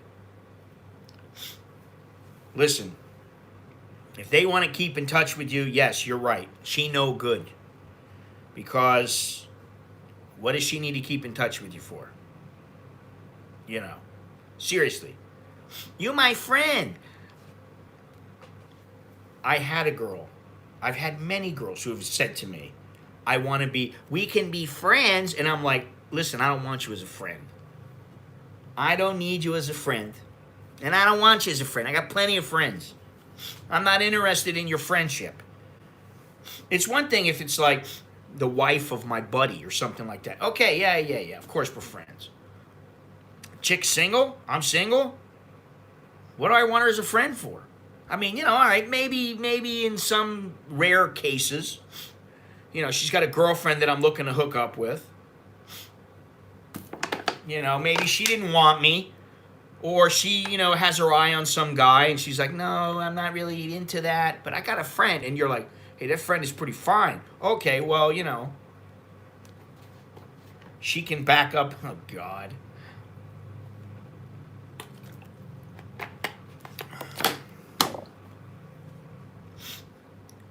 Exactly. Who wants to be with somebody who they want to yak, yak, yak and spend your time? What am I getting out of it? I hate to say this. I've been saying that, I say this about life in general. If you ain't getting something out of a situation, what's the point? Listen, if you guys aren't getting, you know, stimulating conversation out of me or exciting fall off the cliff clips once in a while, what are you here for? I understand. You know what I mean? And every once in a while, I lose a couple of people. I gain some, I lose some. You win some, you lose some. But if a chick is like, she wants to call you all the time and talk and shoot the shit with you. It's like, hey, listen, honey, I don't want, you know, listen, why don't you come over and we can talk in bed?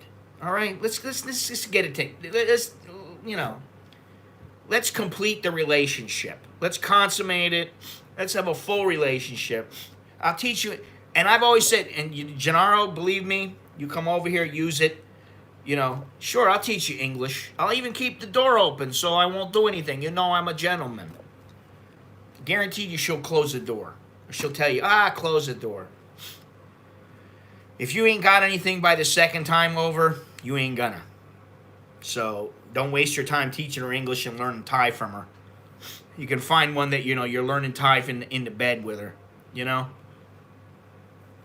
I mean, I'll be honest, in the beginning, when I first came over here, I learned all of my Thai from chicks I met in bars and chicks that I just met on the street or whatever that I hooked up with who weren't bar girls. I learned a lot of Thai from them in the beginning. You know, the whole, you know, hello, goodbye, go straight, how much, the basics.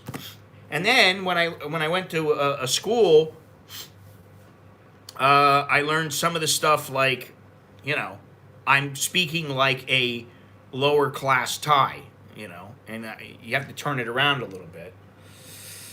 I hadn't seen her in over a year, and she didn't even bring up in her message that she found a guy and they had a kid after she had. Yep, she's no good. Why would I go visit Hong Kong in the future when I have publicly stated very negative things about the CCP? Why would I go there and risk my ass over there for what amounts to a few $100 maybe in my pocket when I walk away? All said and done, maybe I make $400 or $500. Why would I do that? It's stupid. Water buffalo died. Papa sick. You know, heart no good. He had bad heart attack. Please send money. Oh yeah, you give me money, please. Oh yeah, you know, you want to go out, honey? Yeah, okay, we'll go out. On the day you're gonna go out. Oh, you know, my mother, she very sick. Yeah, oh, I'm very sorry to hear that. So you can't go out? No, I can't go out. But you know, she gonna go hospital. She go hospital. I need maybe 50,000 baht. 50,000 baht. We haven't even gone out, much less had sex. And you want 50 grand? What are you, fucking out of your mind? Really, wake up. I think I think most guys have woke up to the reality that, you know, listen, just because a girl works in a bar doesn't make her a bad girl. Doesn't make her a bad person. It makes her someone who made a certain choice for whatever reason, whether justified in your mind or unjustified. But when she starts hitting you up for money all the time, when she ain't giving anything up, you're not getting anything out of her. You know, I mean, if she gives you a Hummer and she goes, can I have 20,000 now? Let's see. Hummer? I'm not talking about the car. Hummer, 20,000. Which one do I want? I'll take the 20,000. How do we get here? She's being resourceful and you're being smart. You go, nah, sorry, not gonna do it. That's you being smart. That's you valuing your money. I don't care how good she does it. She could be a frickin' Hoover vacuum. You know.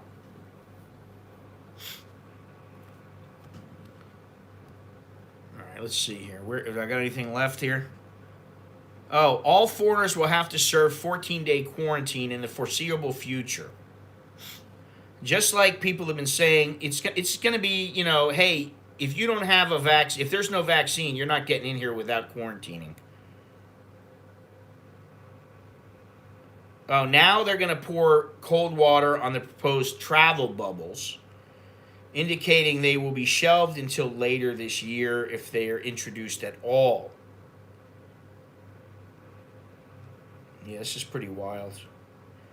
Thailand officials are currently preparing phase 6 of the reopening of the country, loosening the restrictions imposed in April when the country closed its borders and went into lockdown. The next phase, posed for introduction in early August, will allow migrant workers, film production crew, I've talked about this before, and Thailand elite visa holders to return to the country amongst other categories that have been previously approved for a return to the country.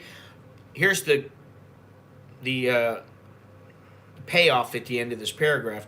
The minister's comments follow announcements yesterday that Vietnam is evacuating 80,000 people from the central coast city of Da Nang after a new cluster of community spread cases and the accelerating rise of new cases across parts of the world, notably India, Russia, United States, South American countries, and South Africa, and small second waves that have arisen in places like Singapore, Japan, Spain, Hong Kong, and Australia.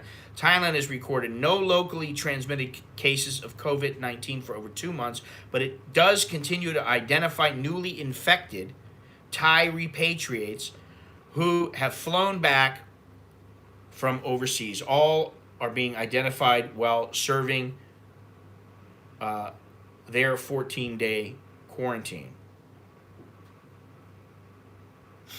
Yeah, I don't get it. And I don't know what to say. I'm at a loss for words. What's the point of all this? Now, I wanted to look at Sweden. I haven't looked at them in quite some time. Let me see here. I wanted to see how they're doing comparatively speaking, because you have all these issues going on, and obviously they're a little bit of a different situation than, say, the United States because they're a small country. Where are they? They're way down on the list. Number 30. They've got 5,702 deaths out of 79,494 cases. 564 deaths per million. 820,606 tests. I told her that she doesn't need to see me anymore after she asked, when you come back, I meet you. I wouldn't do that to her boyfriend, so I blocked her a while back.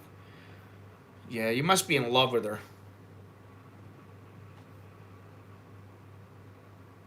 Seriously. I think you love her very much. What do you think about the elite program? I think it's fine. I think it's a good thing. There's nothing wrong with it. I think you get some things, you get some benefits for it. I wouldn't want the golf program, though, just because I don't golf. Lub, lub.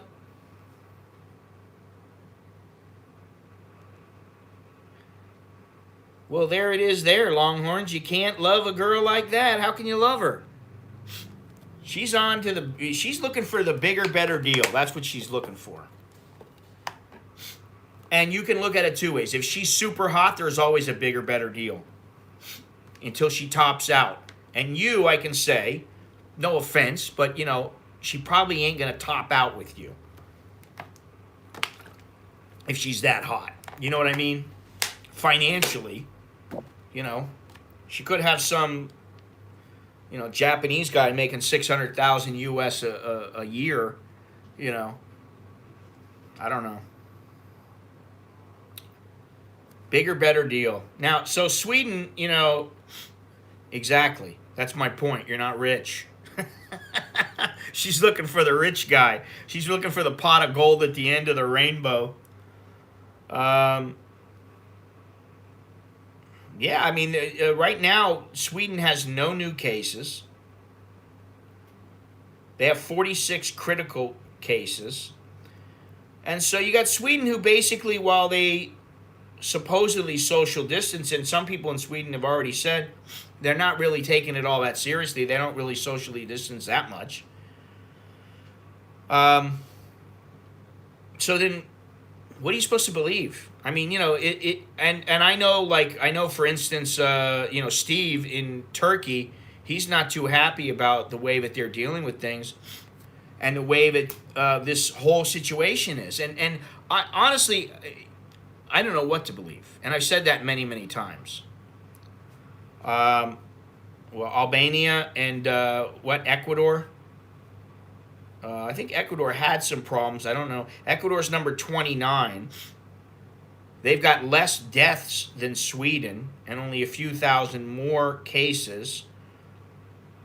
Where's Albania? Armenia. Where is Albania?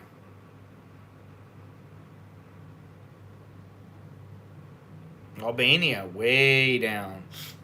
5,000 total cases, 148 deaths, only 34,477 tests, though. So,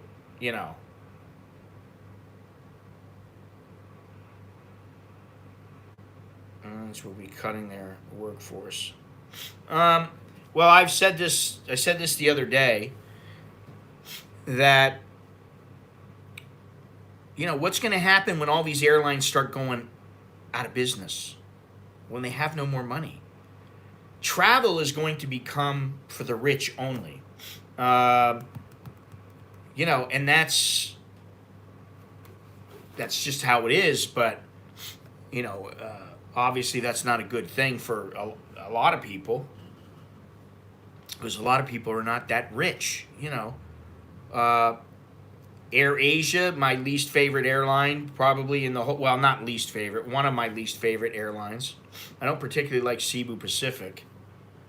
It seemed like every time I used them that they were late, and that they had problems. And one time I remember where I was supposed to leave at midnight, and they gave everybody a couple of sandwiches and some cookies, and said we're not taking off until like 8 o'clock the next day.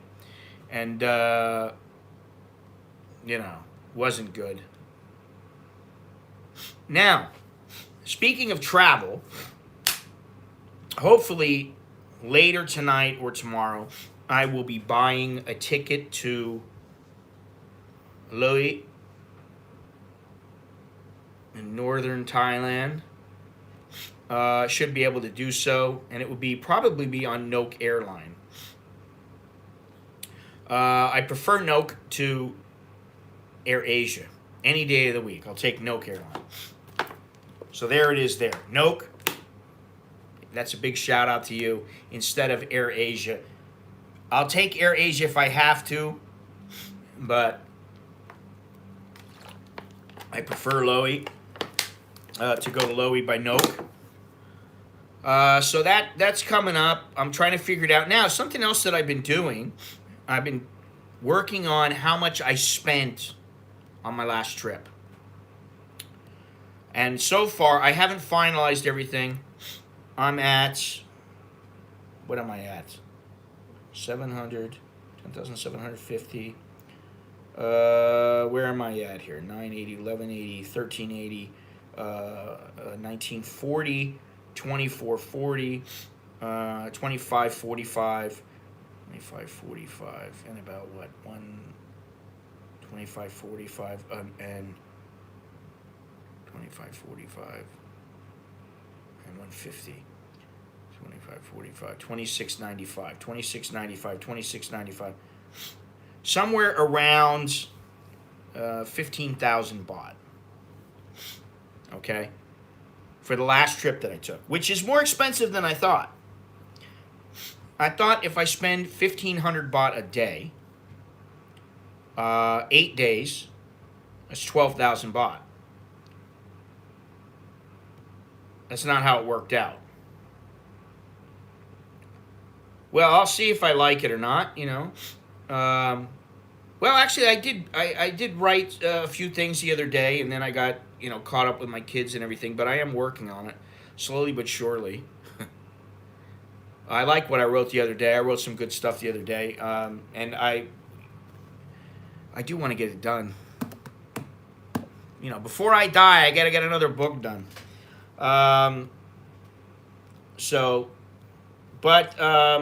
Getting back to this here, you know, I factored in pretty much everything. You know, the transportation around from Bangkok to Nakhon Phanom to Phang to Bungkhan to Nong Khai.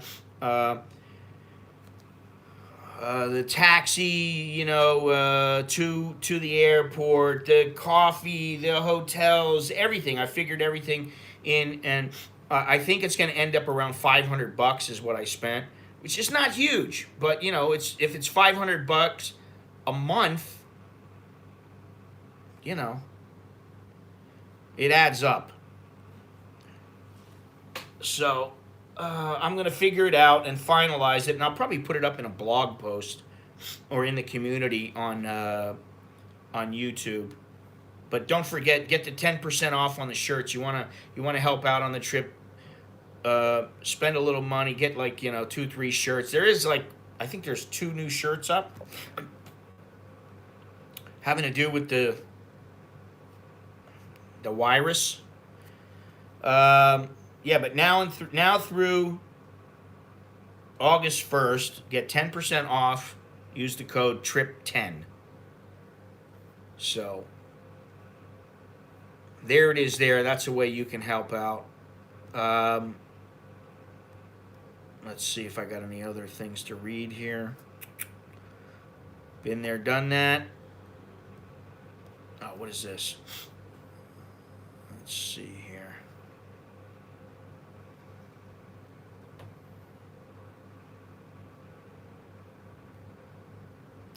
Many Thais and foreigners agree that the dual pricing system is hurting the image of both tourism industry, the tourism industry, and Thailand itself. Thai people are internationally known for their kind and generous hospitality. The actions of a few tourist attractions are damaging that reputation. Well, that is true. It's all about, and I've said this, it's all about the perception. Whatever your perception is, here's a place right here. Many of the contributors to the Facebook page contend that as year-round residents and taxpayers, they should be treated the same as Thais when it comes to traveling in the country. They weren't interested that we worked in Thailand and had Thai spouses, wrote Catherine Salmon of her experience at Samurakot, the Emerald Pool, which I went to, and my wife was had to pay the foreigner price, which it was only 200 baht, but Thais are paying 20 baht. A popular attraction in Krabi, where Thais are charged 20 baht and foreigners charged 200 baht. At Phu Hin Rongkla National Park, which straddles Loei, Phitsanulok, and Phetchabun, admission for Thai adults is 40 baht, but foreigners pay 500. At Doi Intanon Park in Chiang Mai, Thai and foreign prices are 50 baht and 300 baht respectively. Christoph Ladish posted a picture of a sign in English which denotes that discounts used to be available for foreigners who held a work permit and driver's license, but that policy was canceled in February 2015. Erewhon Pool, 300 baht for adults, 200 for children. For Thais, it costs 30 baht. The only place that has given in for me and said it was okay, I could pay the Thai price. What the hell was the name of the place? Oh, the Ancient City. Oh, not double. It's 10 times the amount or 12 times the amount. 12 and a half times the amount. Not all the news is bad, and there are also numerous posts about destinations that are easier on foreigners' wallets. Uh, Karina Martin wrote, just been to the Phuket Thai Hua Museum in Phuket Old Town, and they gave us a reduced price as we are work permit holders. We paid 100 baht, not quite the Thai price of 50, but at least better than the foreigner price of 200. Now, I don't get that, because if you're going to discount the price, give them the Thai price. Don't well, you're still going to pay more. It's a smack in the face, man. We're not talking about the education system where somebody's not a resident and they've got to pay more for college tuition or something like that. We're not talking about that. Would be nice if they just changed their fees to include Thais and expats at resident rates. We all pay taxes here after all. Not everybody pays taxes here. The two price issue was raised at a recent panel discussion on the tourism outlook at the Foreign Correspondents Club of Thailand. Tans Petsuwan, Deputy Governor for Marketing Communications for the Tourist Authority of Thailand, said he was not happy about foreigners being subject to dual pricing. He said he had already raised the issue with the officials from the Ministry of Natural Resources and Environment about the situation in the parks. We'd better treat them as equal. This would be a very good time to reform tourism and make it right. Listen, Soy Dog Cowboy said something to me a while back, which actually made me think that I need to get off my ass and go out a little bit more. And that was that right now there are no Thai Western tourists in mass in any of the places that maybe I want to go. Now, the places I want to go, there are generally hopefully few Western tourists frequenting these establishments. Maybe even few Thai tourists. That's why I like them. However, there are probably less now than ever before, in recent history, in the last 40 years. So it's a good time to go. Good time to get out there. Now, if I go and it's like you got to pay 500, but the Thais are paying 30. Wait a minute. We're in the middle of a pandemic. I'm a long-time expat. I have a family here, and you're going to tell me I got to pay 15 or 20 times more than what a Thai is supposed to pay? I don't really understand it. I don't think it's good because it creates ill feelings. And so, because of that reason, I think they need to really buckle down and think about this. But because there's no tourists here, there's very few tourists here, and they have a chance to reset. They have a chance to reset everything and to start to think about, hey, what if we do this? Maybe this will happen. Hey, did you ever think that if we start treating the foreigners like their money is the same as a Thai's money, maybe we'll get more foreigners. Maybe people won't think they're money hungry. They're greedy for the money. Not that everybody isn't. A lot of people, they only think about money. They don't think about anything else. I think something has to happen in the next few years. Otherwise, I think Thailand is a tourist destination, forgive me, for Westerners. I think they're going to have some problems. Between the COVID and the way that things have gone down, and it's not just Thailand. I mean, listen, like I said, Steve is in Turkey. He was telling me, yeah, he can leave the country, but it's very difficult to get into Europe. He'd have to go back home. He doesn't want to go back home. He doesn't want to be there. He wants to go travel and do what he wants to do. So if he leaves, now he's got to go to another place, and he's not sure if he wants to go to another place. So this whole thing has been is a huge mess. It's just a mess. And I think that if anything, say what you will about the Thais doing a good job about containing the virus. Okay, great. I don't know that if they decide to open up, foreigners coming back is going to destroy their country. I don't think that's going to happen. I think if they say I don't even think that the quarantine is a great thing, to be honest. I think if people wash their hands, use their mask, and they come into the country, they maybe even get a test before they come in, Or they have a test ready right there. I don't know how fast the tests are now. If they say, listen, you get tested as soon as you land. If you got it, and you get tested before you leave. If you have it, sorry, you're going back home. I don't know if that's the answer. Oh, I mean, you know, one thing too is that this is not the first time that people have brought up racism, discrimination, dual pricing. This is not the first time it's happened here in Thailand. It happens all the time. People get pissed off. And the thing is that people go home and they tell their friends. Now, Koreans, Chinese, a lot of them are coming on tours. So they pay their money. They ain't got to worry about all that much. You know, they're just, maybe the price of their trip into the national park that they're visiting is already included. So what do they care? They don't care. They've already paid their money. You know, what happens if Thailand says, we're going to be like Bhutan now? You have to pay this much every day, and you have to do it on a tour, or you can't come here. Yeah, I don't know how many, let me see something here. How many expats live in Bhutan? Oh, shit. Bhutan doesn't allow foreigners to live like you'd like to do. If you want to stay longer term in Bhutan and not be subject to the tourist tariff, you have to do volunteer work without any pay for 1 to 2 years. Holy moly.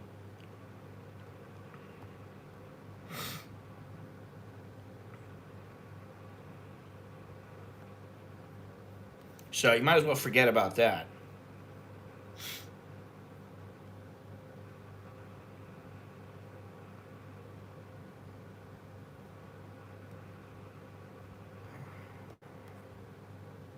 What's happened here? Well, I just don't see that happening, though. I don't see people paying $150 to come in on some tour here and not be able to... You know, Thailand's the kind of place where... Watch the beach. While some of it was, you know, obviously dramatized for, you know, movie effect. Look at what he did. Dude just jumps on a train, decides to go, you know, he sleeps in a little cheap place in Khao San Road, decides to go down to the south of Thailand, boom, just like that. Let's go here, let's go there. He doesn't want to have to, you know, be told where to go. Well, listen, I know for a fact that the Chinese do pay, put a fair amount of money into the system here. It's not like they come and they don't spend any money. They are among the biggest spending people, tourists that visit Thailand. And why do you think they want them here? And why do you think they want the Indians here?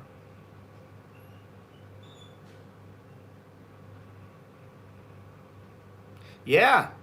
I mean, sure, that's what they do. But they pay the tour company. So they are a value to the country. And that's the thing. They're a value to the country, and guess what? The tour guide usually takes care of most things. They don't have to deal with disgruntled Chinese, and if they do, well, you know how that can go, but most of the time, the tour guide will take care of things. I understand that, but the tour company still has to pay Thailand for their services, for their hotel, for their food, for all this other stuff. The money ends up in Thailand. I mean, you know, some of it obviously ends up in the Chinese hands, but everything has to be paid for. So, lots to think about.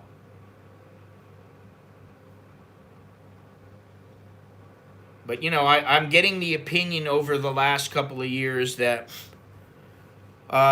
and I just read the other day that Thailand The Thai government definitely wants the higher, and I've talked about this before, but they want higher end tourists.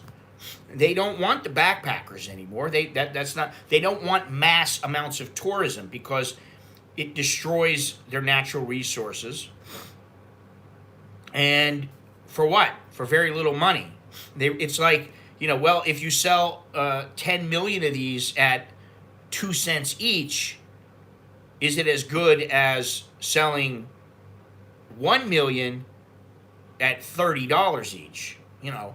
That's the trade-off. And I personally don't see how they'll pull it off. I do think that if they allow people to come in and say, you are quarantined to this island for 14 days, and they have to pay an additional fee or something like that. If they do that, hey, that could work. But, like not everybody wants to stay on an island for 2 weeks, and maybe that's all they have. I came over here a couple times for 5 days. I came over here for 3 weeks once. I came over here for...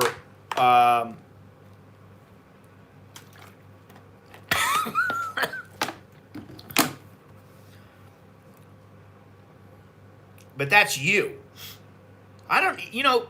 Longhorns, have you even been out of Bangkok? I've never even asked you that. Have you been out of Bangkok, like... to Phuket or Chiang Rai or Chiang Mai or Kanchanaburi, any of these places? There will be two-tier pricing. Let it be written. Let it be done. Let it remain forever. I think that's pretty much their feeling on the situation. Kanchanaburi.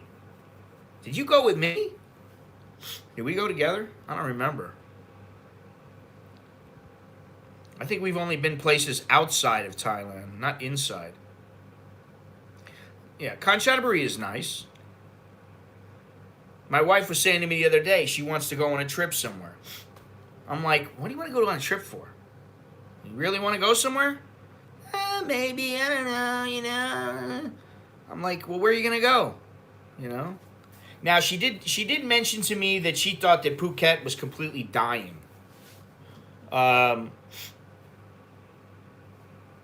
Yeah, of course, Patia. You got to go there. She told me she thought Phuket was completely dying and it's on its last breath, which is too bad. Now, Phuket I can see being a higher end place. I can see them reforming that and becoming a higher end place. Even Hua Hin, yes, I can see that. Pattaya, no. I think it'll take a lot more work and a lot more time. Yeah, you're stuck on this prey, aren't you? You're stuck on her, man. Come on. You know what they say here? You take them for one night and one night only, and then you say goodbye. You take them for 2 nights, ooh, you're pushing it. Take them for 3, it's a full-on relationship. You're in. You know, it's going to be tough to get away from her. That's what they say. Even the good girls, man. The problem is not getting them. The problem is getting rid of them. Although, the older you get, the more difficult it gets to be, in a reasonable relationship with 3 nights and you got to meet the parents in Isan. Yeah, they're asking you, well, you want to come to my village? I did that once. And I got so smashed on Lau Khao, I fell asleep on a freaking hammock outside. And I woke up hungover and sweaty, and I was like, what the fuck, man? Like, what happened last night? All I remember is a lot of music and a little fire outside and people laughing and joking. That was the only time I was allowed at her house. The rest of the time I had to stay in the city because, mama say, we not married, cannot stay. So she got some little cheap hotel for me, and I would walk around and go. I didn't speak a word of Thai back then. That was the only time. And that was an experience. But, I was walking around some little market there. This was in Sakeo. And, I didn't speak, I spoke like Sawati Kap Taurai. That was about it. And she would come over like in the early afternoon and spend the day with me. And then, some of the evening, and then she'd go back home because, And asked if she was a good girl. I was asked a few times, always said no. Oh, Chinese tourists used to spend hundreds of millions in U.S. tourism. Chinese are going elsewhere due to trade wars and tension. I believe that. Enough. Tiffany and Company said, according to as low to mid discrimination, they've noticed 25% in tourist sales at New York store. Other countries are benefiting from the Chinese tourist. Yes. I met one set of parents in Roy Et. Actually liked the village life. I've been to Roy Et, and I had a friend from Roy Et. And it turned out that friend had a Australian boyfriend who somehow found out that I was seeing her, and he sent me an email saying, please don't see her anymore. I love her and I'm going to marry her. I said, okay, whatever. Drank, because she was out the door anyway. Drank Leo every day and ate homemade Thai food. Sawadi Kap Taurai is like double what you need in walking street, yeah. Ah, God. But, nevertheless, I know there's a lot of people dying to get back here. Say what you will. Oh, man. Double pricing, single pricing, triple pricing. And, actually, there are more than just dual. It's more than dual pricing. Quite a bit more. I just asked my wife this morning, I said, how come we always eat at the chicken lady's noodle shop? We always eat at the, what do you call it? The pork lady's noodle shop, but we never eat at the duck lady's noodle shop. Now, the pork and the chicken lady are right in front of us, so it's like we're tunnel visioned. The chicken lady, not the duck lady, is a little bit over to the left, and we just don't go there. It's not that the food, I've been there once or twice out of the whole time I've lived here. And I almost feel bad because I feel like I'm going to these places. I never go over there, and they see me all the time. The other day, some lady was parked in front of my house, and I walk out and there's the car there, and I just looked at it. I stood there and I was like, son of a bitch, somebody moved my garbage cans and they parked their freaking car here. I'm like, what? So I look at the noodle shops. Nobody says a word. They're like, no.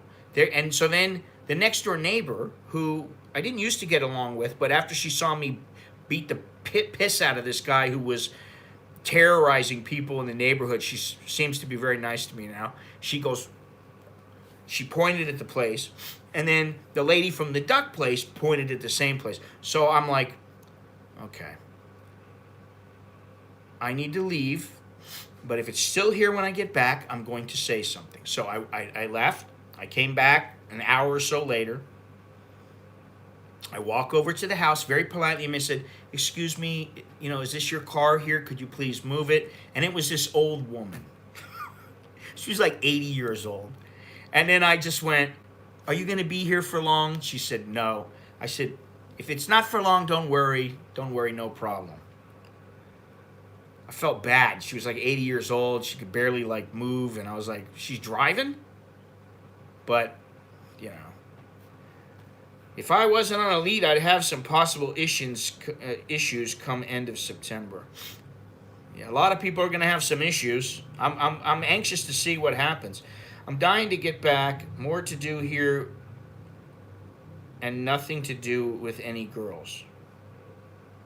Wait a minute. You mean more to do with the women, not about things to do? Isn't that what you mean?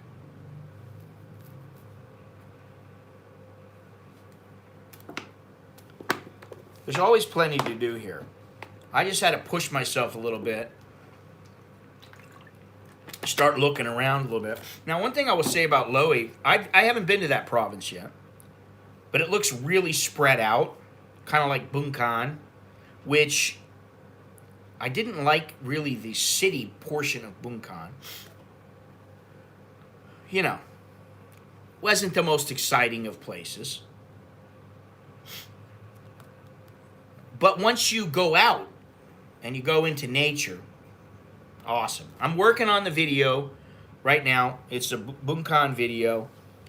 And, you know, hopefully it'll come out well. But that was the one thing I would say about Bangkok is that unlike Nakhon Phanom, where I went in Nakhon Phanom, I was in the city. It was very nice. And it was easy to walk around and go places. With Bangkok, it was not as, it wasn't quite as nice, you know. It's mostly forest from, I remember, low population. Yes. And probably I'm just going to pass through Phitsanulok because I don't want to go all the way down into Phitsanulok and then have to come all the way back up to go to Uttaradit.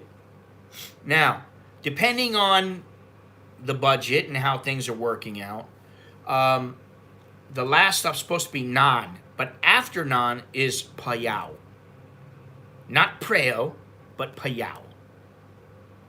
So, if I can, I'll go to Phayao, and then I think after that is Chiang Rai. And there are some places I want to go in Chiang Rai. That may take, that may be a whole trip in itself, just Chiang Rai. And then it's to Mae Hong Son.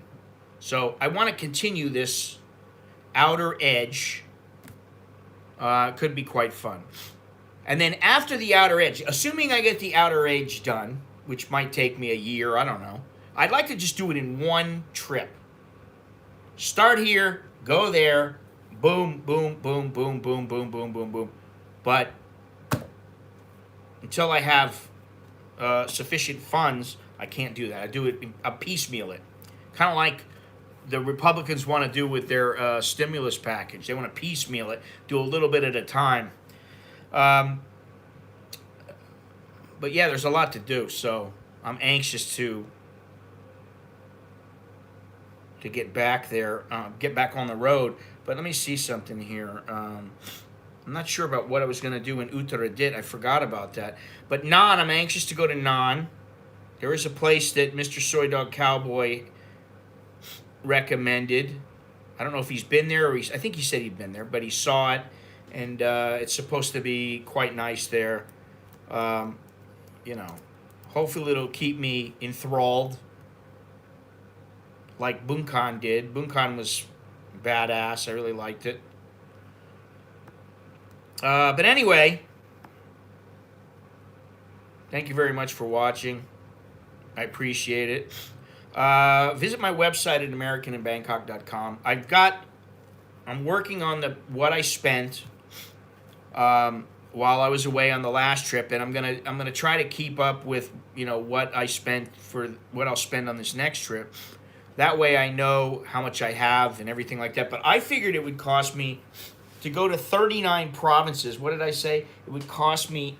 Now I'm thinking if it's 2,000, works out to 2,000 baht per day, per province rather. No, it's not 2,000 per province. It's about 2,000 a day.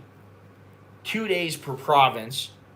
4,000 times 39 provinces, which is 116,000 baht, which is a little over, I think it's around $3,800, something like that. It's just, you know, that's a chunk of change. But that's what it works out to all in all. And it's a little more expensive if I'm piecemealing it, but if I did it in one trip, that's what it would be. So I am, you know, looking into that, seeing is there a way for me to pull that off, but I don't know. You know, maybe by the time I get done, there'll be a lot more people here, and everybody will be coming back, and they'll get something out of these trips. So hopefully, if you haven't already, please subscribe to the channel. Well, that's pretty much what it would be, Gennaro. 39 provinces times 2 is 78 days. The problem is there's always that intermediate day, that intermediate day. So it's more like 5 days for 2 provinces. You know what I mean? So what's that work out to? Say 20 times 5. It's almost 100 days. It's about 95 days or something like that.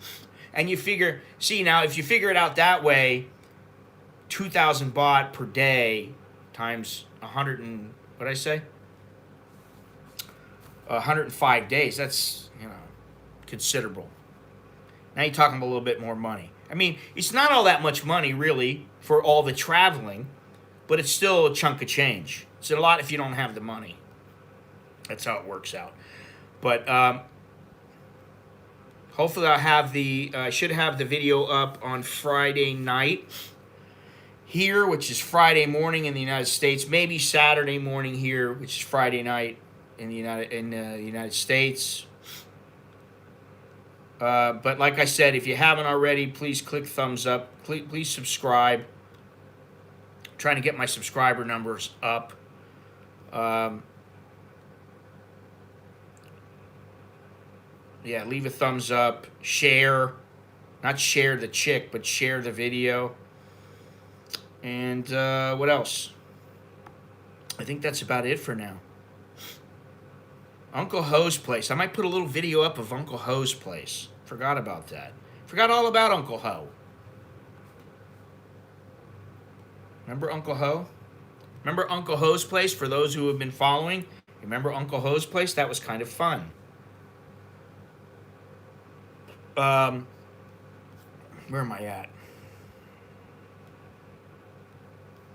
All right. Anybody wants to contact me, leave a message, leave a comment, send me a message through my email. I've had a couple of nasty messages in the last couple of days, and I've had some very nice messages in the last couple of days. So that's great. The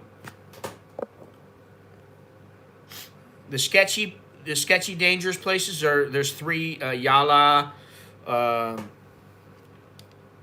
Nareti Wat, and is it Songkla? No, it's not Songkla, is it?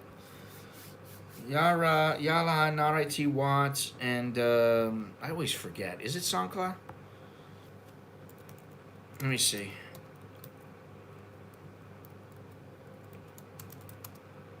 Nara. Yala.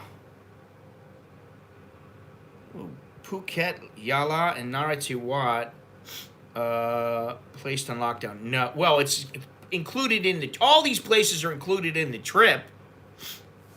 They're in the itinerary, but they're far south, so I got to work my way down. I want to do it in a counterclockwise motion. If it was done in one trip, I would have already started in Nakhon Phanom. I would go all the way around. I don't know why I started there, and I'd go all the way around, all the way down to the farthest point in the south of Thailand, and then come back all the way up, which means going back up through some of the provinces again, like Chumphon and Prachuap Khiri Khan. Going back up, then going around the outer edge, passing through Pattaya, going around the outer edge, and then coming up next to Cambodia and working my way back up to Nakhon Phanom, where I started. God damn it, where's the Patani? That's what it is. So the 3 places are Yala, Nareti Wat, and Patani. My wife, has told me, I think if you go there, you're crazy. You're going to end up getting killed. I don't think so. Okay, I'm not quite as leery as she is. But obviously, I'll take precautions and check it out. And I know some people down there. So I have some context that can tell me just how dangerous it is. And, I think if I'm just passing through, stop for one day, I think I'll be all right. Stop off and go see the sights for a day, show everybody around. I think I'll be all right. I don't think it'll be a problem. I think they have other things to worry about right now. So, Anyway, thank you very much for watching. Don't forget about the t-shirts. Trip 10, get 10% off. That's a great way to help. Buy a book, whatever you want to do. You know, listen, at this point, I'm beyond, I don't want to pimp my ride or pimp my merch or do all that kind of stuff just because I've done it for so long. It's kind of like, I feel like I'm being redundant. Anyway, I'll talk to you guys later. So until next time, thank you very much. And stay safe, choke D, all that good stuff, jerk on. And until next time.